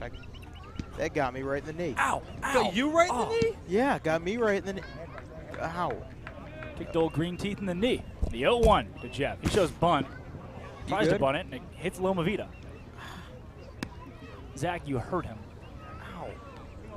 Oh, are you hurt? Nah, it got me a little bit. Hey, stolen base number 23 for Riku Nishida. Yep. Michael Jordan. Yeah. LeBron James. Kobe Bryant. The 0-2 to Mitch Jebb. Jebb Kobe fourth ever- in the league in batting average at 328. He is 3 for freaking 4 today. He's now batting 341. I don't think Kobe ever wore 23. The 0-2. Mitch Jebb is 4 for 5 today, and here comes Riku Nishida. Mitch, why don't you add your 4th RBI of the day? Nishida is going to stop, read a parable, touch home plate, up easy, and the Harbor Hawks have a 7-3 lead as Mitch Jebb, in his last 10 trips to the right-handed batter's box, has gone over it into the left-handed batter's box and proceeded to get on base 9 times. I mean, what else can you say at this point? This guy is just en fuego right now. We have used that one, so we could say that. I know I've used that a couple times, but you know. Mike Sirota, who's wearing number 26 tonight. Got Jebb standing at first. Jebb's not going to go. Would have been a good one to go on, though. Loma Vita loses the baseball. If Mitch Jebb is to steal here, he could see his number climb. He stole one earlier today, correct? Yes, he did. So he's at 22 if he steals one here. Austin? Yeah, that's true. So you got it right there on the Bob Carpenter. Carpenter. Bob, if you're listening, great to have you. Well, there's 2 Bob Carpenters. General Bob Carpenter, What I former said does The not Ohio change. State linebacker. What I said does not change. The 1-0 to Mike Sirota. Sirota, he's been pretty good. Not just today, but across the years. He takes a ball that's been called a strike, 1-1 now. He walked once today. He is 0 for 2, so he had a sacrifice earlier. Sirota, this year, since joining Hyannis July 12th, 14 RBI, 3rd on the team, 11 runs as well in 13 games. The 1-1. Mike takes that one outside. Sirota's also credited on point streak with a 0 batting average. All right. Huh. That's interesting. You know what they say, if it's on the internet, can't be wrong. 2-1 to Sirota. That one's outside. He's ahead in the count, 3-1. Hey, what's the rest of the weekend look like? I believe Orleans tomorrow, YD. We will take a look in the top of the 9th at upcoming games. Yeah, it looks like 90 and sunny. Beautiful. A little sticky, but beautiful. Sirota's going to foul that one off now, a 3-2 count. Michael Scott said, Wikipedia is the best thing ever. Anyone in the world can write anything they want about any subject. I bet you can so tell you me know exactly. You're getting the best possible information. I bet you can tell me exactly what episode that's from. You bet incorrectly. Oh. Great show. You watch The Office? No way you watch it. I've watched all episodes. Really? About 2 times. Wow. Sirota sends that one right back to the pitcher. The throw to second. This one's in line. They're out there and the out at first. Little double play action for the Cotuit Kettleers, and there are 2 down with Cole McConnell coming to the dish. And boy, howdy, the odds of a double play in this league, Austin, kind of like hitting the lottery. The Massachusetts State Lottery is a proud sponsor of the Cape Cod Baseball League. They're celebrating the games we love playing with the baseball diamond and lottery games that help support all, how many cities? 351 351 cities and towns across the Commonwealth. So here's to 50 years of winning. And 50 more. I love it. A little interpretive poetry there from Must hit the Austin lottery Dakota. quite often, though. The Harbor Hawks have hit the 3 double plays tonight. Yeah. Have a baby? Lose your job. Just turned 26? Offer parents health insurance. Cape Cod health specialists have you covered. I'm done. That's it. I tap. Yeah, the Massachusetts Health Connector. Okay. Another one of our great sponsors. McConnell's ahead 2-0. There's a called strike on the outside part of the zone from Noah Short. Short is from Winfield, West Virginia, Zach. Now what? It has it listed as Hurricane. It hasn't listed here as Winfield. What do we do?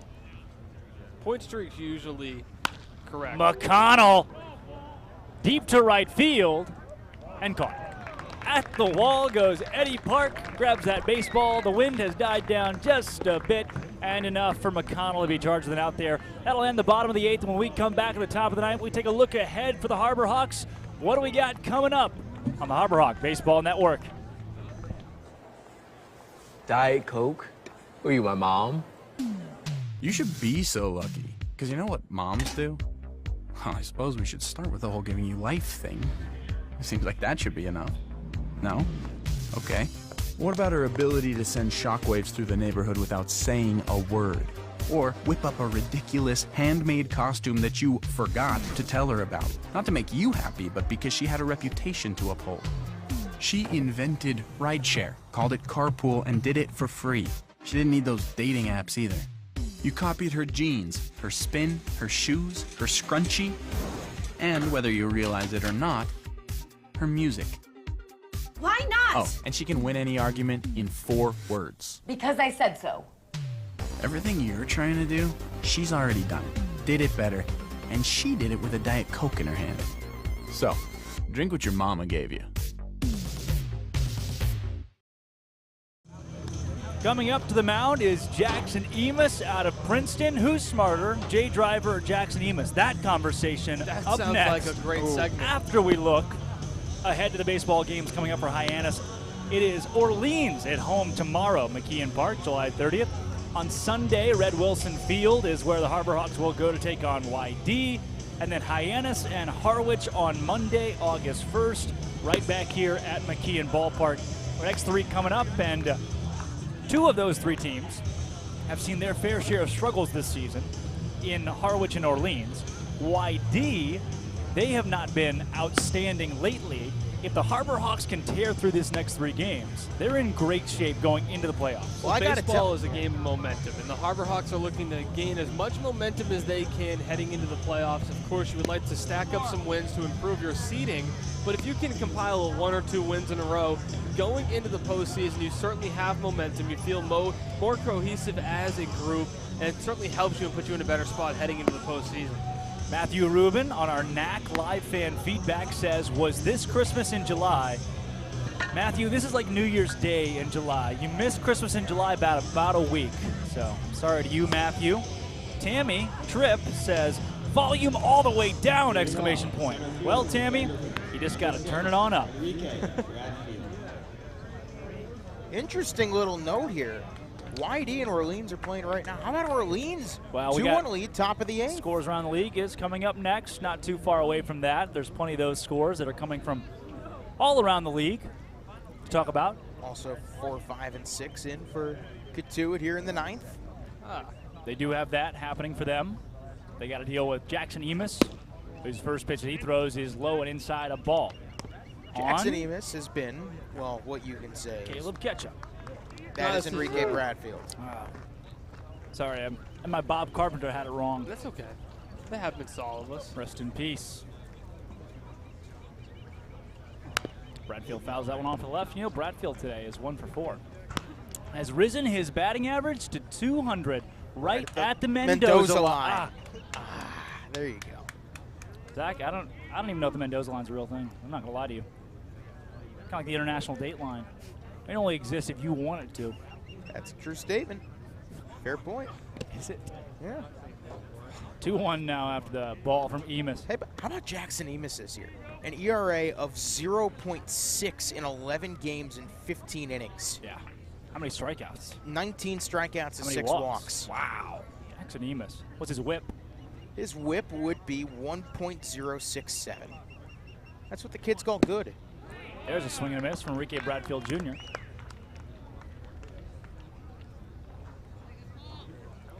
Two here. Emus has a really good off-speed pitch. I don't know if you quite call it a curveball. I think that's what it is.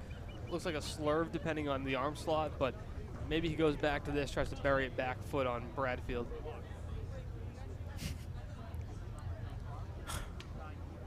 The 2-2 from Emus. There it is.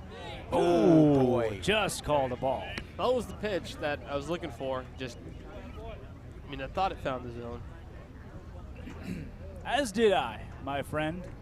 Now I think you go back fastball. You challenge Bradfield here. Full count from Emus. Only got 6 walks this year. Payoff pitch from the Princeton product. Deals it home to Enrique Bradfield Jr. Not getting that call today. Enrique is going to head on over to first base and stand there, as coming up to the dish now is Caleb Loma Vida. And let's take a look at some scores around the league before Loma Vida has his at-bat. Well, 6-5 Brewster over Wareham. 4-2 Bourne over Harwich. Gosh dang it.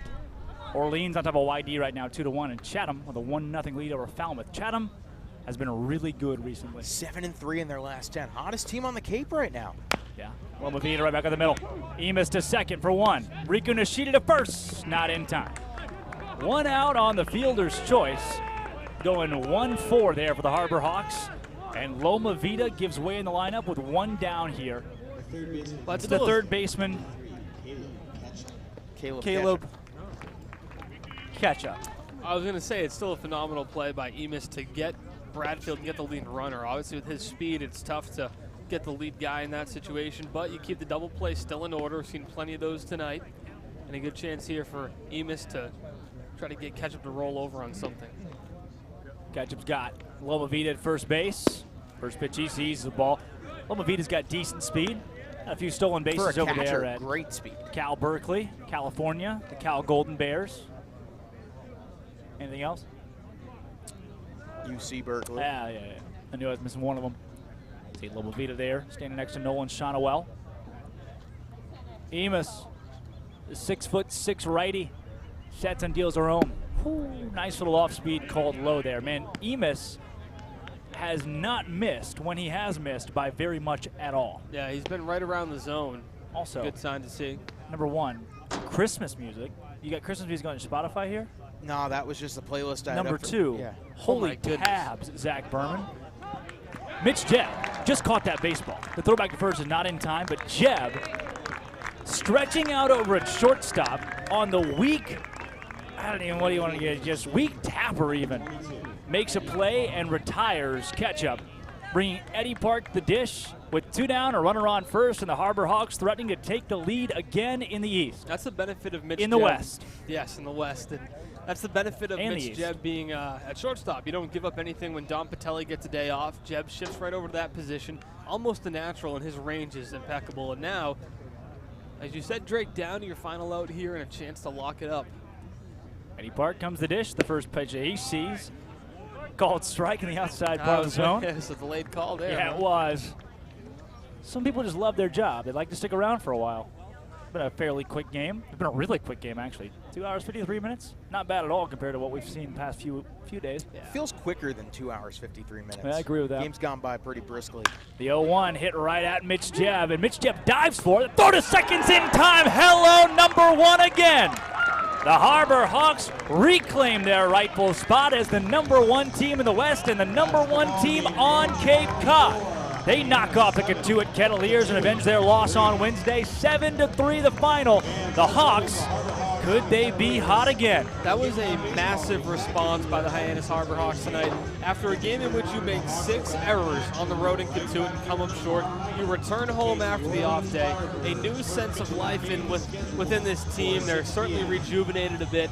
They don't make a single error for 9 innings of baseball. Although the pitchers give up a few hits tonight, 12 for Cotuit. What a job by the bullpen to come in, shut it down, and a great start again by Volker to limit the damage. Plenty of weak contact, and the Hawks get another big win. Isn't it only fitting that the last play of the game is a ridiculous play by none other than the guy that has been the guy all season long, and especially down the stretch, in Mitch Jebb. What a play. Diving stop to his left, and almost from his backside gets up, rolls over, and throws out Riku Nishida. Or throws the ball to Riku Nishida. And is it safe to say that Mitch Jebb, again, could he be the roll-a-bump limited player of the game once more? Could he? Yes. The NAC player of the game? Is he? Yes. Yeah, absolutely. The NAC player of the game tonight is going to be Mitch Jebb, and it is not particularly close. He goes 4 for 5, 4 RBI, a home run, advances his batting average to 346. That is 346. He will likely wake up tomorrow as the number 2 player on Cape Cod in batting average. We'll continue to monitor that, especially when we go live against Orleans in tomorrow's game. But the NAC player of the game is Mitch Jebb. Another outstanding performance from the Michigan State Spartan.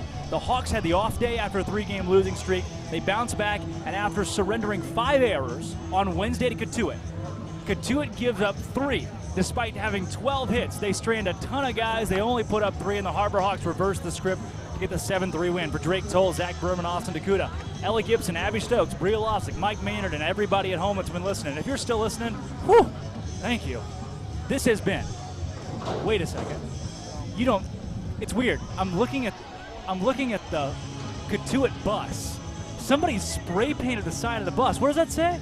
Looks like it says it's a great day to be a Hawk. It's a great day to be a Hawk on the Harbor Hawks Baseball Network. 7-3 your final, folks. Thanks for listening, and good night.